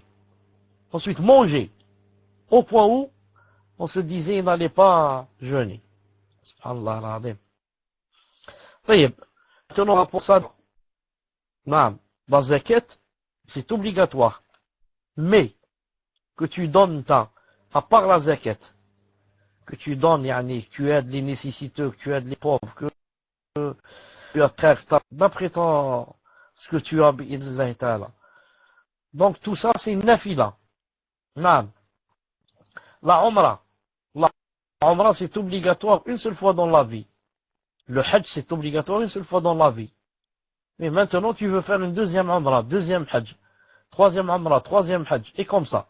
Tout ça, c'est nafila. Personne t'a imposé cela. Mais tu le fais, yani, fi sabillah. Non. Pour le dhikr, lire le Fatiha dans le Coran, lire le Fatiha dans la salat, c'est obligatoire. Vous savez ça. Ajouter autre chose, c'est sunnah. Non. Et maintenant, toi, tu lis beaucoup le Coran. À part le Fatiha. Tu ouvres le Coran et tu en lis, masha'Allah, yani, tant de hiz par jour, et comme ça. Tout ça, c'est nafila. Tu as beaucoup de récompenses. Le dhikr, subhan rabbil a'la, subhan rabbil azim, obligatoire dans la salat, yani une seule fois, dans le sujoud, dans le ruku'. Mais maintenant, toi, tu es assis chez toi, et tu n'arrêtes pas de dire subhan rabbil a'la, subhan rabbil azim, subhanallah, subhanallah, subhan rabbil a'la. Tout ça, c'est nafila.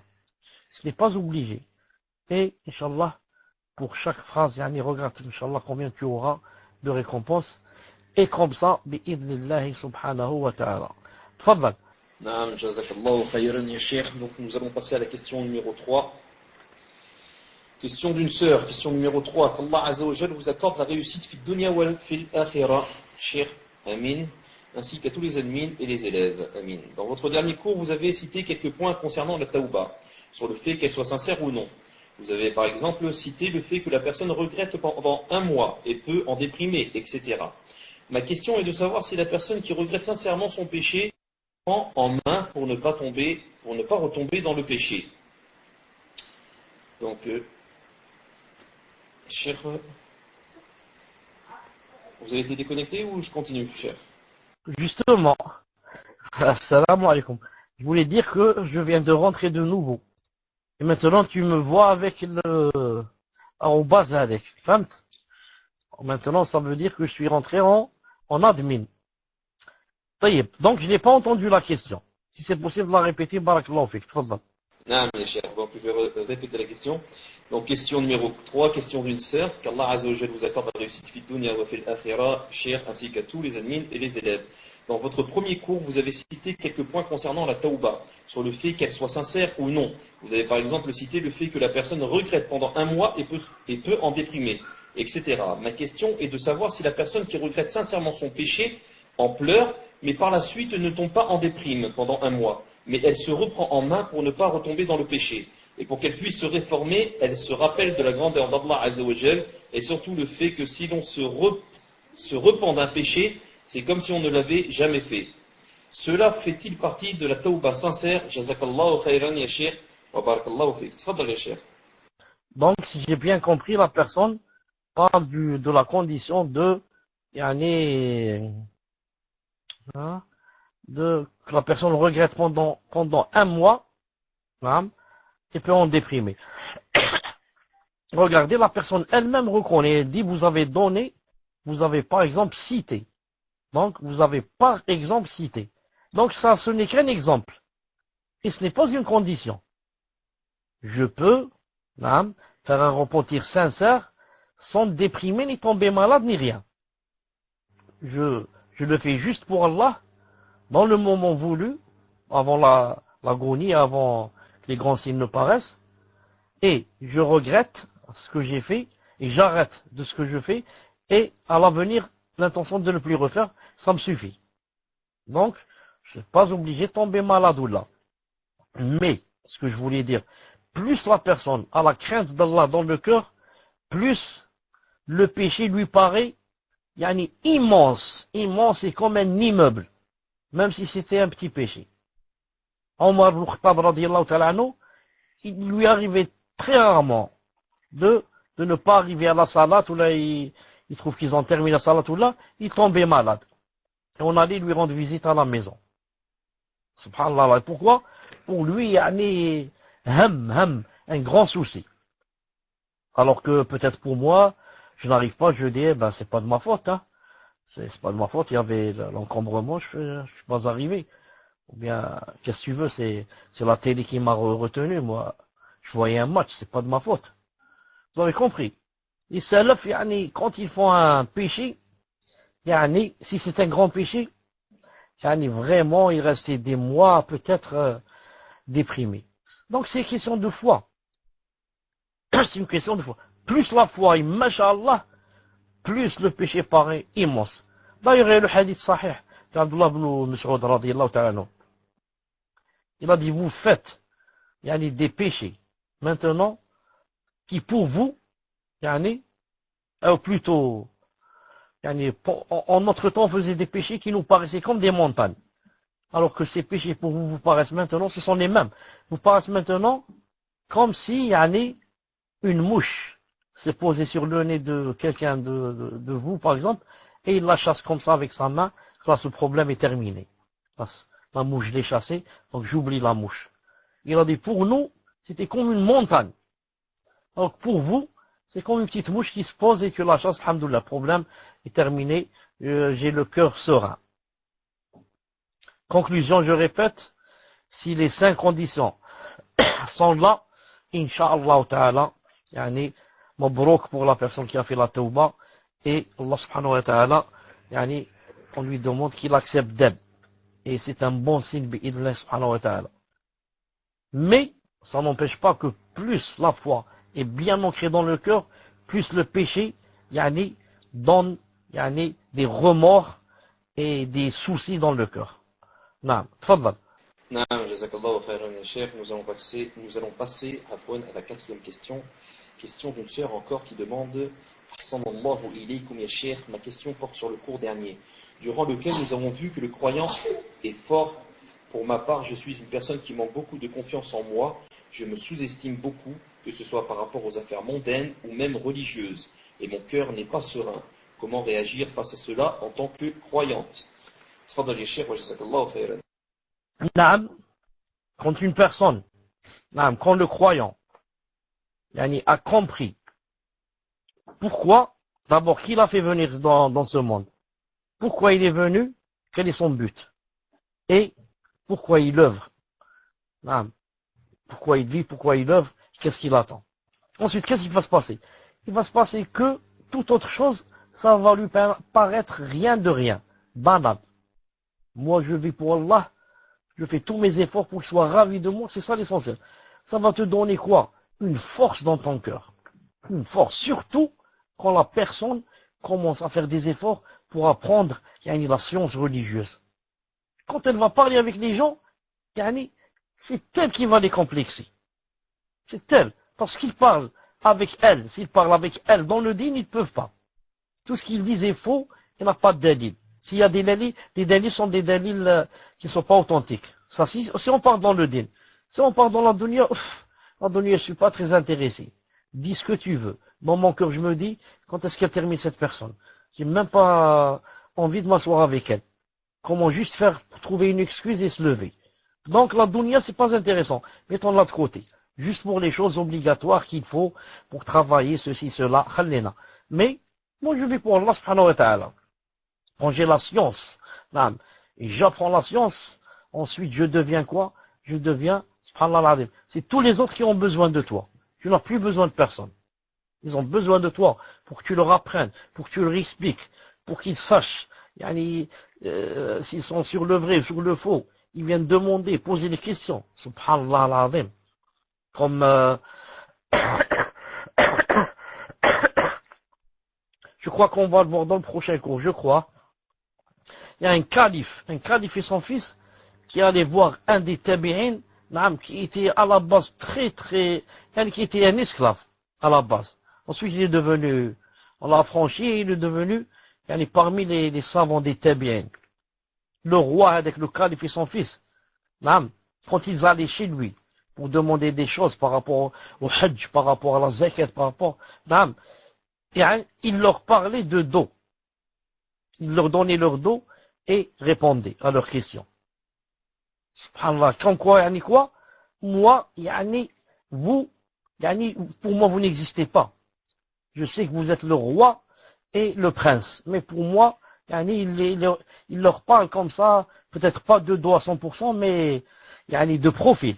Il leur parle de profil comme ça, sans les regarder. Au point où, quand il répondait ça, il partait, avec le calife disait à son fils, il lui disait, tu vois la science, ce que fait, et le djihad, ce qu'il fait. Nous, on est des djihad, et lui, c'est un savant, il a de la science. Il va dire, regarde comment on va chez lui aviler, on va chez lui humilier, et on revient humilié. Tu vois mon fils, hein? Tu n'apprends pas la science. Non, s'il avait la science, qu'est-ce qu'on va faire chez lui? C'est toi qui nous réponds. Tu t'avilis pour aller apprendre. Je disais pour terminer, non, occupe-toi du din, occupe-toi comment ravir Allah subhanahu wa ta'ala, essaie de grouper toutes tes pensées et ton cœur dans cette qibla, dans ce sens-là, chemine vers ce but-là, Allah ta'ala te donnera une force que tu ne pourras trouver nulle part, sauf dans le cheminement d'Allah subhanahu wa ta'ala. Plus tu t'approches vers lui avec la sincérité et la science, plus il va fortifier ton cœur bi'idhnillah azza wa jal, jusqu'à te sentir toi la plus forte, la plus forte de cœur. Même si tu es malade et ton corps ne pèse pas 20 kilos, tu vas sentir toi la plus forte. Pourquoi? C'est le cœur qui est fort, c'est pas le corps. Contrairement à l'hypocrite, qui a le corps fort et le cœur faible. Wallah azza wa jal a'lam, tfaddal. Naam, jazakallahu khayran, ya Cheikh. Nous allons passer à la 5e question, question d'un frère qui demande: je voulais savoir si le jour du jugement devant Allah Ta'ala, une personne peut rentrer au paradis et se faire pardonner ses péchés pour l'amour qu'il a éprouvé envers Allah Azza wa Jal, et avec peu de bonnes œuvres, mais avec une bonne aqida et un bon minhaj. Tfaddal ya Cheikh, wa jazakallahu khayran. Naam, regardez le verset qui va venir. وَنُودُ أَنْتِكُمُ الْجَنَّةُ وَرِثْتُمُوهَا بِمَا كُنتُمْ تَعْمَلُونَ. Une seconde, j'écris bima kuntum ta'malun. J'espère que ça me donne le verset. C'est pas celle-là. Très rare. Je cherche wanudu. Je vais ajouter un mot ici. Ça chauffe. ونود أنتكم الجنة أورثتموها. طيب, une seconde, je vais écrire ونود, c'est mieux.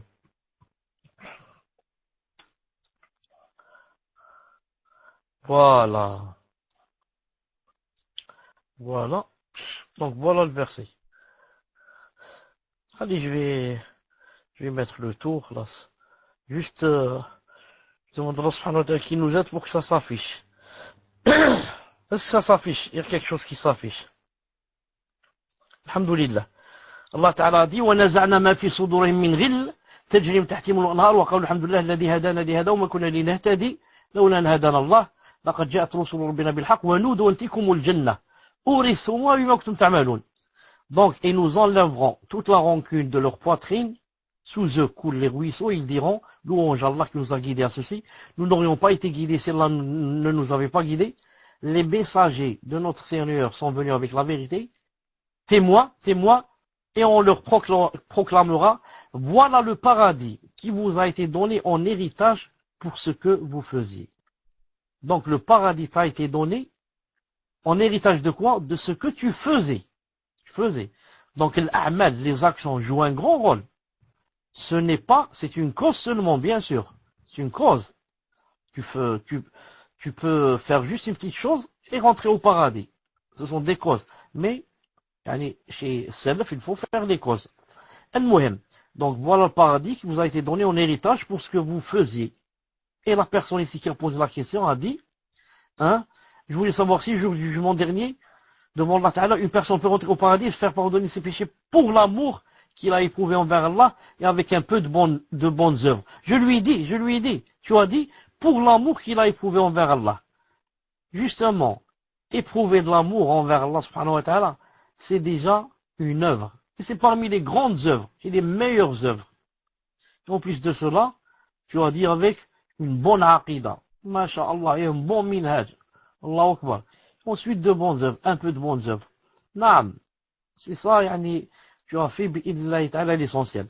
Et remarquez avant cela, Allah Ta'ala a dit: nous enlèverons toute la rancune de leur poitrine.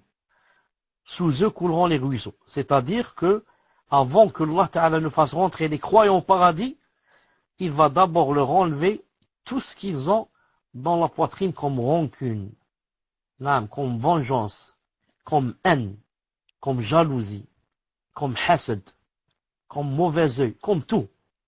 Non, tu ne peux pas rentrer dans le paradis tout en étant le hasad pour ton frère et ta sœur, en étant toujours de la haine pour ton frère et ta sœur, ici qui t'a volé quelque chose ici et tu vas le voir là-bas dans le paradis, tu dis celui-là il m'a fait telle et telle chose. Non, il va t'enlever, ils nous enlèveront toute la rancune de leur poitrine. Ensuite, sous eux couleront les ruisseaux ils vont dire Alhamdulillah, louange Allah, qui nous a guidés à ceci. Nous n'aurions pas été guidés si Allah ne nous avait pas guidés. C'est pour ça que le prophète disait Lawlallah, Allahumma lawlallah mahtadina, wa la tasaddaqna wa la sallayna. Il a pris ça d'un sahabi qui répétait beaucoup ces vers. Alors le prophète aimait les répéter. Qu'est-ce qu'il disait? Si c'était pas Allah, mahtadina, si c'était pas Allah, on ne serait jamais guidé. Wa la tasaddaqna wa la sallayna. Si c'était pas Allah, on n'aurait jamais fait l'aumône, ni on aurait prié. Donc il a dit ici, Alhamdulillah, louange Allah, qui nous a guidés à ceci. Car nous n'aurions jamais été guidés si Allah ne nous avait pas été guidés, ne nous avait pas guidés. Naam. Donc, c'est là l'une des grandes ni'mas qu'Allah Ta'ala t'a donné. Qu'est-ce qu'il a fait? Il t'a guidé, alors que jamais de toi seul, tu ne t'aurais guidé. Jamais, jamais, jamais.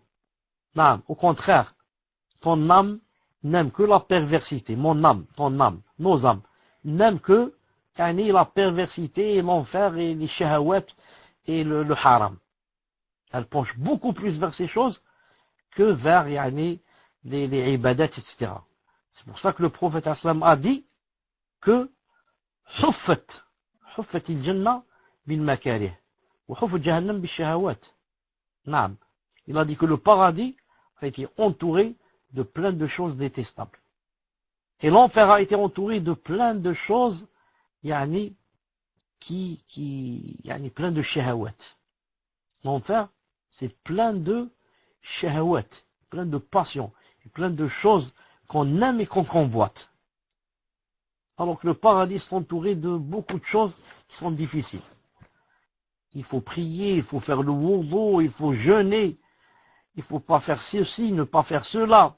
Il faut aller à la mosquée, il faut faire telle prière, il faut aller au hajj, donner son argent pour la zakat, aider les pauvres, ceci, toutes ces choses difficiles. Toutes ces choses difficiles. L'enfer, c'est très facile. L'enfer, c'est très facile. Naam. Laisse-toi aller seulement avec ton nefs. Tout ce que te dicte ton nefs, fais-le. C'est l'enfer ou l'ayadou billah, directement. Mais pour entrer au paradis, c'est un djihad avec le nefs. Mon nefs ne veut pas telle chose, et moi je la veux car Allah la veut. Et mon nefs veut faire telle chose, et moi je la lui interdis car Allah l'a interdit. Et tu vis comme ça toute ta vie. Toute ta vie. Naam. C'est comme ça que bi'idhnillah ta'ala tu iras et on ira inshallah ta'ala au paradis. Tfaddal. Naam, jazakallahu khayran ya Cheikh. Nous allons passer à la question numéro 6. Naam, tu ne passeras pas à la question numéro 6 jusqu'à ce que je parle avant toi bi'idhnillah ta'ala. Alhamdoulilah que j'ai de la rebase. Al-Muhim. Pourquoi je t'ai pris le micro? Parce que toi-même tu as envoyé un whisper. Tu viens de m'envoyer un whisper où tu dis vraiment sans la religion, qu'est-ce qu'on serait triste et malheureux dans ce bas monde. Justement, je t'ai pris le micro pour confirmer. Wallahi al-azim, wa wallahi al-azim, wa wallahi al-azim, 3 fois. Sans la religion, tu vis Jahannam, dans ce bas monde. Jahannam, quel Jahannam? Jahannam du cœur. Ton cœur vit Jahannam, plein de passions. Des passions qui ne peuvent pas s'assouvir.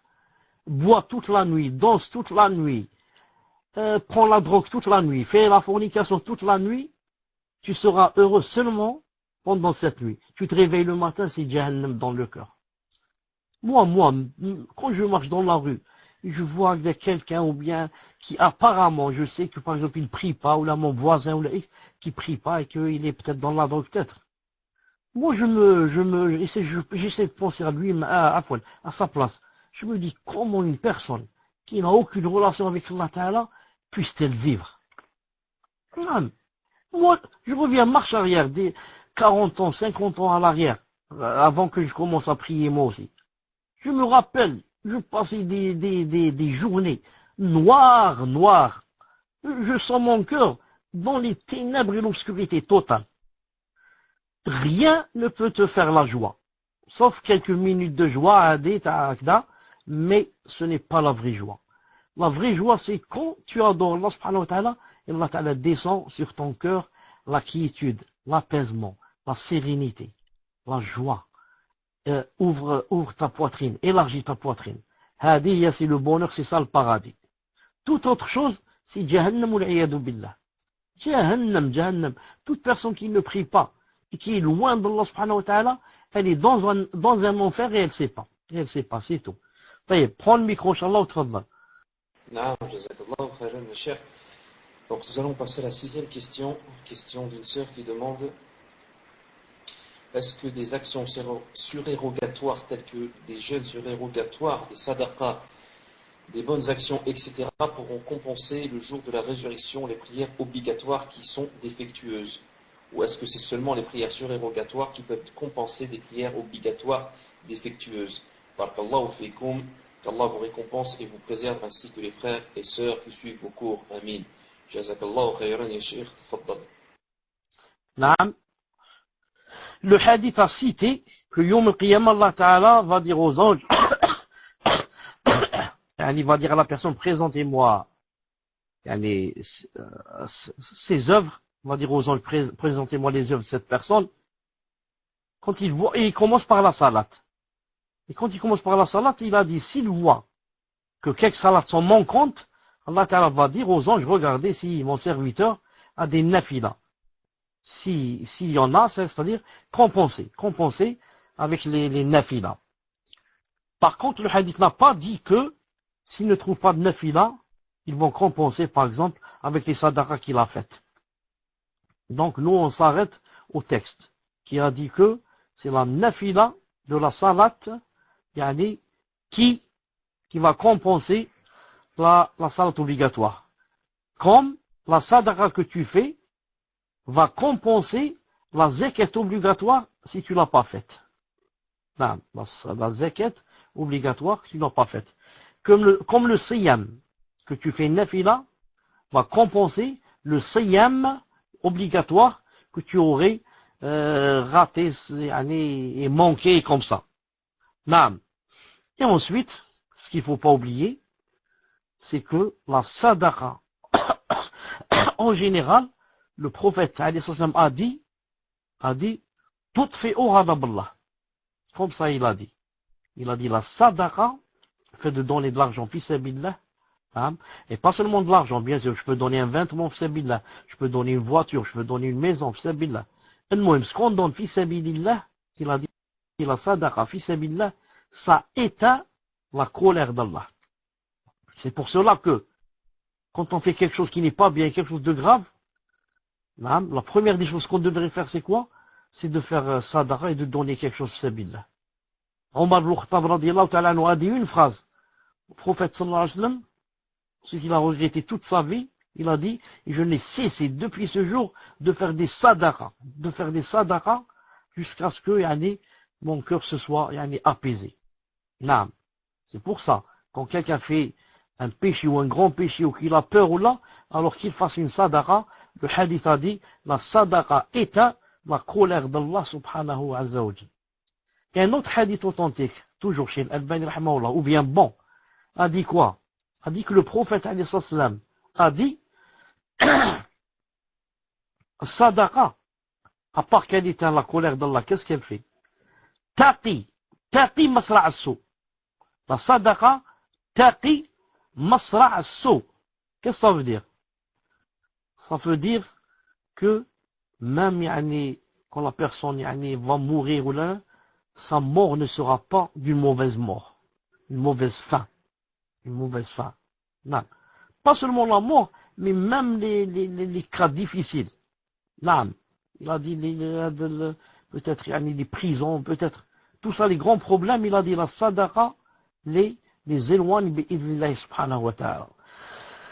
Qu'Allah ta'ala nous ouvre cette porte azima. Naam. Car, comme vous savez, on est tous, ou la plupart de nous, on est des avares. Naam, on est des avares. Et la personne a été créée ainsi, son âme veut garder tout pour elle. Naam. Alors que donner, c'est aussi pour moi. Car quand je donne à quelqu'un, en fait, qu'est-ce que j'ai fait? Vous savez qu'est-ce qu'on fait quand on donne? On a craché pour soi. Quand je te donne, toi, 10 euros, ou là, un pauvre miskin, je lui donne 10 euros. Les 10 euros, qu'est-ce qui s'est passé? Il s'est passé que j'ai pris 10 euros de mon argent et je les ai cachés chez Allah Ta'ala. Demain, je vais les rencontrer chez lui. Alors, ce que je n'ai pas donné, c'est ça qui va se perdre. Mais ce que j'ai donné au sadaqa, c'est ça qui va être caché pour le jour de la résurrection. Mais comme on a la foi faible, et que de l'autre côté, l'avarice est grande chez nous, c'est pour ça que on pense pas comme ça. Naam, tfaddal. Naam, jazakallahu khayran. Je disais quel bel exemple, ya Cheikh. Naam, l'image c'est une très belle image. Naam, barakallahu fik wa jazakallahu khayran. Donc, Naam, afwan si je t'ai pris le micro. Quel bel exemple. Justement, ça m'a rappelé l'exemple de Aïcha radiyallahu ta'ala anha.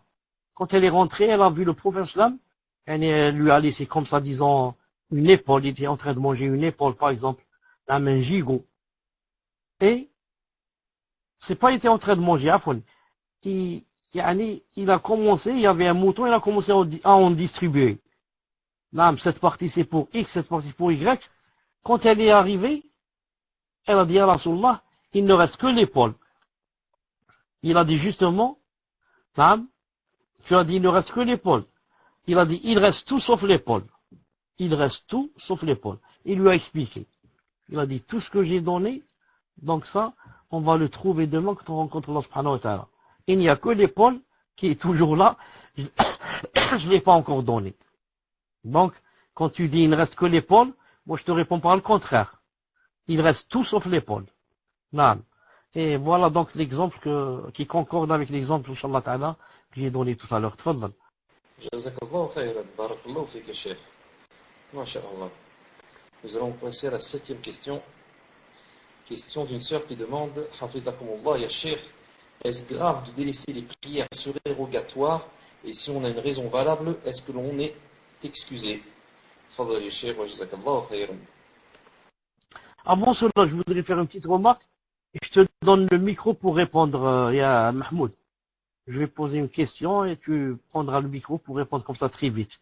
Est-ce que vous ne pensez pas, vous qui m'entendez, que maintenant, qu'on ne répond qu'aux questions du cours? Est-ce que vous ne pensez pas que maintenant on apprend beaucoup plus de choses que le fait, par exemple, de parler beaucoup de divorce? Par exemple, prends le micro.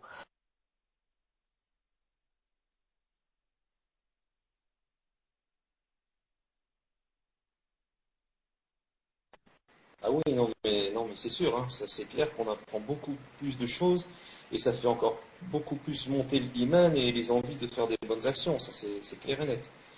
On a déjà le cours, machallah, c'est une grande ni'ma, mais avec les questions-réponses, on apprend beaucoup plus de choses, ça, et ça nous donne envie de faire beaucoup plus de bonnes actions.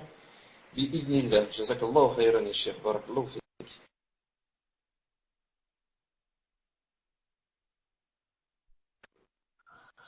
Donc, alhamdulillah, c'est une ni'ma d'Allah subhanahu wa ta'ala. Donc, la question, est-ce grave de délaisser les prières surérogatoires? Et si on a une raison valable, est-ce qu'on est excusé? Premièrement, la personne n'a pas bien expliqué que veut dire délaisser les prières surérogatoires. Est-ce que ça veut dire n'en faire jamais dans sa vie, ou bien de les délaisser de temps en temps? Donc c'est pas clair. Ma'alish, je réponds pour les deux cas. Si elle entend par là les délaisser pour n'en faire jamais dans sa vie, je lui dis, et en même temps, je réponds à la dernière, en même temps, est-ce qu'on est excusé? Je lui dis, Naam, Allah subhanahu wa ta'ala ne t'a pas imposé la nafila. Et Yawm al-Qiyamah, il ne va pas te dire pourquoi tu n'as pas fait une nafila. Je vais t'emmener en enfer car tu n'as pas fait une nafila. Non, tout cela il n'y a pas. Mais attention, ne pas faire nafila du tout expose la personne au danger. Expose la personne au danger. Tout à l'heure, j'ai expliqué à cause du grillage. Il n'y a plus le grillage autour de la prière obligatoire. Car elle a un grillage qui est la prière surrogatoire. Maintenant, on ne l'a pas. Et deuxièmement, Yawm al-Qiyamah, quand on va commencer par ta salat, et on va trouver des manques, et il faut qu'il y ait des manquements. Il faut qu'il y ait. Est-ce que tu es sûr que tu as prié pendant 50 ans, donc 5 fois par jour, tu es sûr que pendant les 50 ans que tu as vécu, et pendant lesquels tu as prié 5 fois par jour, que depuis que tu disais Allahu Akbar, jusqu'à dire Salam alaikum, tu ne pensais qu'à la salat. Tu n'as jamais pensé qu'est-ce qu'ils ont mis, qu'est-ce qu'il y a aujourd'hui comme repas, où est-ce qu'on va aller ce soir, qui je vais rencontrer aujourd'hui, mon mari où est-ce qu'il est aujourd'hui, mes enfants où est-ce qu'ils sont. C'est pas possible. Et tout ça, bien sûr, ça donne des coups à la salat. Donc, Yawm al-Qiyamah, et encore il y a des salats dans lesquelles on les a faites, ces salats, sans wudu. Et on ne savait pas. On ne savait pas, on les a faites sans wudu, on a oublié. Yawm al-Qiyamah, Allah Ta'ala va dire, regarde, tu as fait 50 salats sans wudu. Donc tu ne savais pas. Hein? Et des choses qui manquent beaucoup dans la salat. Tu as oublié tes shahud, tu as fait ceci, cela. Donc ce jour-là, alhamdoulilah, Allah Ta'ala va dire, regardez mon serviteur s'il a la nafila. Ils vont dire, masha'Allah, il a par exemple 15 000 salats de nafila. Allahu Akbar. Par exemple, 20 000 salats. Alors imaginez ceux qui sont à la Mecque. Une salat, nafila, ça donne 100 000. Allahu Akbar. Une salat, 100 000. Al-Muhim. Donc ça c'est pour un. Et il a dit, est-ce que c'est grave des décès? Non. Regardez. Parmi les salats nawafil, parmi les salats nafila, il y en a des nafila simples et il y en a des nafila plus confirmés qui s'appellent rawatib. Rawatib, les 12. Et il y a encore plus confirmé dans les rawatib, il y a salat al-fajr et salat al-witr. Ces deux prières ne sont pas obligatoires, mais elles sont très confirmées dans les rawatib. Très confirmées. Au point où le prophète sallallahu alayhi wa sallam, jamais de sa vie ne les a délaissés. Ni en voyage, ni quand il était chez lui. Jamais il n'a délaissé salat al-fajr ou bien salat al-witr. Au point où l'imam Ahmed rahimahullah ta'ala, quand on lui ramenait quelqu'un par exemple pour attester un mariage ou là, comme un témoin, s'il apprenait que cette personne ne faisait pas le witr, il n'acceptait pas. Il dit non, cette personne ne fait pas le witr, j'accepte pas son témoignage. Innahu rajulu su', c'est quelqu'un de mauvais, qui n'atteste pas avec nous. Non. Donc celui maintenant qui lâche carrément comme ça les nawafid, ne les fait jamais, et surtout ne fait pas les rawatib, et même maintenant peut-être il fait ni witr ni fajr, et ben vraiment c'est pas, on le souhaite pas pour nous-mêmes. Naam. Tfadal. Jazakallahu khayran ya Cheikh wa barakallahu fik. Nous allons passer à la 8e question. 8e question, question d'une sœur ou d'un frère, je ne sais pas. Qu'Allah vous récompense en bien ya Cheikh. Quel est votre conseil pour être assidu et concentré dans les prières? Comment avoir une grande foi et accomplir les actes d'adoration sans être paresseux? Barakallahu fikum ya Cheikh wa jazakallahu khayran. Une seconde, Inch'Allah ta'ala, un verset. Une seconde. Une seconde. Hein. On va voir d'abord si ça s'affiche. Regardez ce verset s'il peut s'afficher chez vous. Est-ce que ça s'est affiché? Alhamdulillah. Qad aflaha al-mu'minun. Donc, ceux qui sont les bienheureux et qui vont être les bienheureux yawm al-qiyamah, ce sont seulement les mu'minun et les muwahidun. pas les kuffars. Pas les kuffars, pas le murtadoun, pas. Donc ce sont seulement les mu'minoun. Et ces mu'minoun, ils ont quoi? Ils ont des particularités. Entre autres, qu'est-ce qu'ils ont? Suivez avec moi. Afwan. الذين هم في صلاتهم خاشعون. Donc, les croyants qui vont être des bienheureux Yawm al-Qiyamah, ce sont les croyants qui ont le khushu' dans leur salat, qui sont humbles dans leur salat. Donc ce ne sont pas seulement les croyants qui prient, mais encore ceux qui ont le khushu' dans la salat. Car tu peux prier, mais ton cœur n'est pas avec toi, ton esprit n'est pas avec toi. Il y a seulement le corps qui est présent.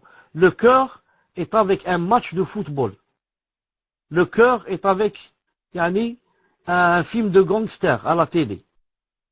Alors que le corps seulement est dans la prière. Donc celui-là, il ne rentre pas dans le verset. Non. C'est pour ça que le prophète sallallahu alayhi wa sallam a dit, il n'y a pas plus grand voleur que le voleur de la salat. Il n'y a pas plus grand voleur que le voleur dans la salat et le voleur de la salat. Ils ont dit, comment ya Rasulullah? Il a dit, non, naam. Il termine pas bien son recours, il termine pas bien son sujoud. Naam, celui-là c'est un voleur, c'est le pire des voleurs. Le pire des voleurs, c'est celui qui vole dans la salat. Hadith authentifié par Cheikh Al-Albani, Allah yarhamou. Voler dans la salat, tu as volé quelque chose qui appartient à Allah Ta'ala. Tu n'as pas volé à un être humain. Tu n'as pas volé un téléphone à ton voisin. Tu as volé à Allah Ta'ala quelque chose qui lui appartient à sa salat. Haq min huquqih. Subhanallah al-azim. Al-muhim. Maintenant, voilà la question. Donc la personne a dit, comment faire pour avoir khushu' dans la salat? Comment faire? Qu'est-ce que je dois faire pour que, quand je prie, j'ai le khushu' bi'idhnillah ta'ala? Je lui dis, c'est toujours le Coran qui te répond, et toujours dans la même sourate. Allah Ta'ala a dit, قد أفلح المؤمنون الذين هم في صلاتهم خاشعون. Maintenant, comment faire pour avoir le khushu'? Voilà la réponse. والذين هم عن اللغو معرضون. Allah Ta'ala veut te dire, c'est comme s'il voulait dire, si tu veux être heureux, il faut la salat. Et quand tu vas prier, il faut le khushu'. Et si tu cherches et tu dis, d'où vient le khushu'? Réponse, il faut que tu te détournes des choses futiles. Naam. Toi, tu passes la journée dans les futilités. Et tu dis, j'ai pas trop choix. Passe la journée à lire le Coran et à écouter des cours et à apprendre la science religieuse, la science utile, et à lire l'aqida, le minhaj, usul, kada, et tu vas voir le khushu' que tu vas trouver. Mais tu passes maintenant ta journée, peut-être en face de la télé, ou à lire des livres de je ne sais quoi, qui n'ont aucun rapport avec l'âme. Et ensuite tu dis, j'ai pas trop choix. Bien sûr que tu n'as pas trop choix. Tu n'auras jamais trop choix. Tu passes le temps en compagnie de mauvaises gens. Vous ne parlez que de la vie. Vous ne parlez que du football. Vous ne parlez que de la tijara. Vous ne parlez que des vêtements. Vous ne parlez que de la mode. Vous ne parlez que des chansons. Et tu dis, j'ai pas trop choix. Tu n'auras jamais trop choix. Jamais tu ne sentiras un gramme de khushu' dans ton cœur. Jusqu'à ce que tu décides de te réformer et de corriger. Et de ficeler ton âme. Je la ficelle et je lui ordonne de s'éloigner des futilités et de s'occuper des choses qui attirent le ravissement d'Allah subhanahu wa ta'ala. Ce jour-là, on sentira du khushu' dans les adorations ta'ala. Et bien sûr, quand on a du khushu' dans les adorations, on ne devient plus paresseux. Car elle dit, comment faire ça pour ne plus être paresseux? La paresse, c'est le manque de khushu', c'est tout. Quand tu as le khushu' dans le cœur, quand tu dis Allahu Akbar, tu voudrais ne pas sortir de la salat. Et quand tu n'as pas le khushu', tu vas sentir que la salat, c'est une montagne sur ton dos, sur tes épaules. Même Allah Ta'ala dit dans le Coran, وَإِنَّهَا لَكَبِيرَةٌ إِلَّا عَلَى الْخَاشِعِينَ. Le verset, je vais vous le montrer. Très ratchouf, إِلَّا عَلَى الْخَاشِعِينَ. إِلَّا عَلَى الْخَاشِعِينَ. على الخاشعين. نعم. Regardez ce verset.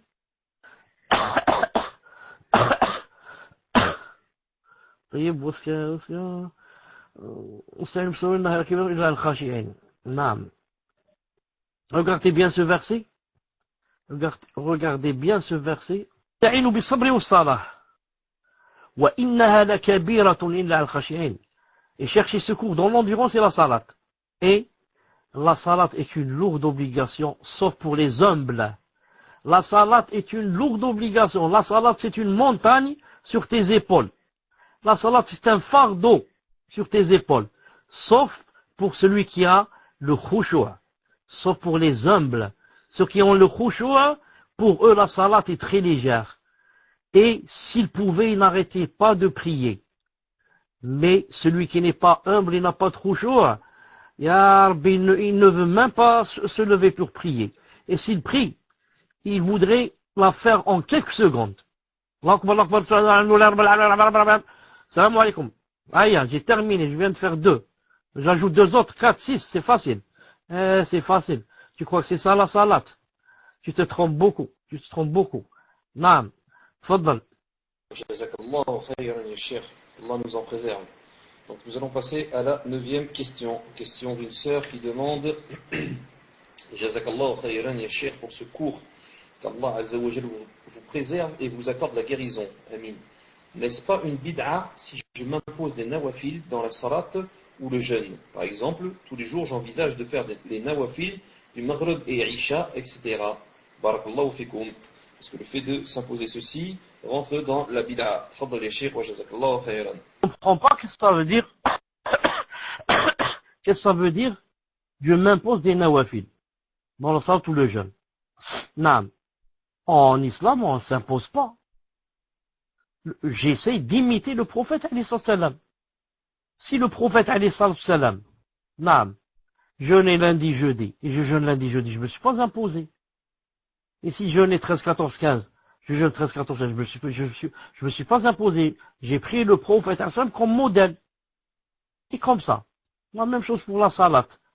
Si le prophète alayhi salam, par exemple, je priais 2 rak'at après le maghrib, et moi je l'ai fait. Naam, je me suis rien imposé. Je suis en train de suivre le prophète sallallahu alayhi wa sallam. Donc c'est pour ça que j'ai pas compris ce que ça veut dire. Naam, qu'est-ce que ça veut dire? J'impose. Si je m'impose des nawafil. Naam. C'est pas très clair.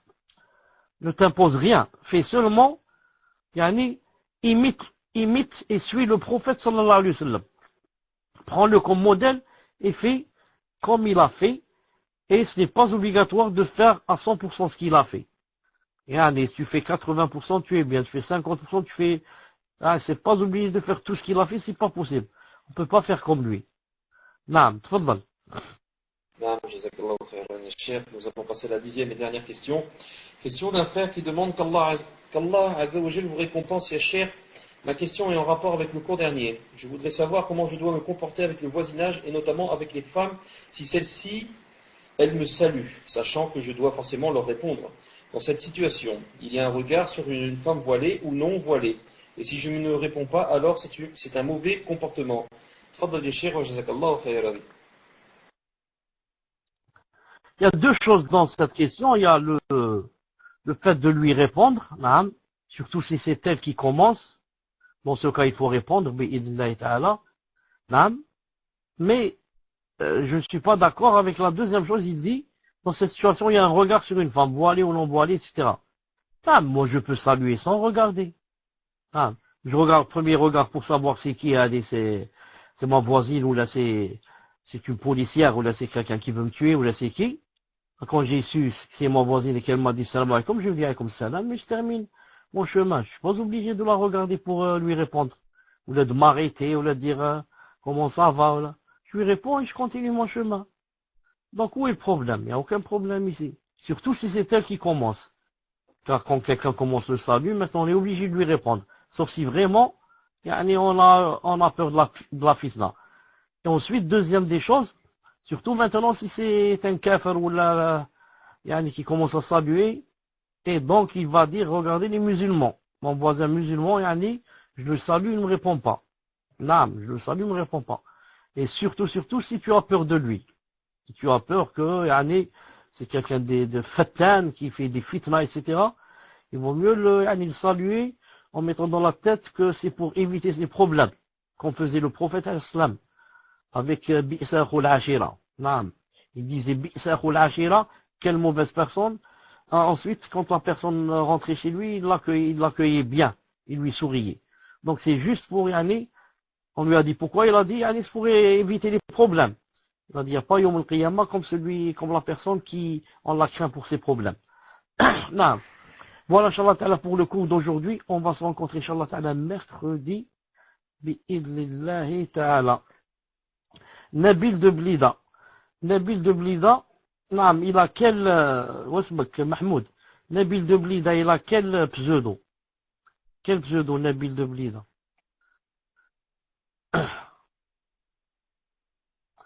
Tu peux nous dire que Abu Hassin. Abu Hassin. On va le chercher, Inch'Allah Ta'ala. أيوة أيوة نبيل السلام عليكم ورحمة الله. هل ممكن تأخذ اللاقط وتسلم علينا حتى نسمع صوتك بإذن الله تعالى؟ تفضل. Apparemment, peut-être qu'il ne s'est pas employé le micro. Allah subhanahu wa ta'ala alam. Donc, on va se rencontrer, Inch'Allah ta'ala, mercredi. Lundi, Inch'Allah ta'ala, il n'y a pas cours. سبحانك اللهم وبحمدك أشهد أن لا إله إلا أنت أستغفرك وأتوب إليك. السلام عليكم ورحمة الله وبركاته.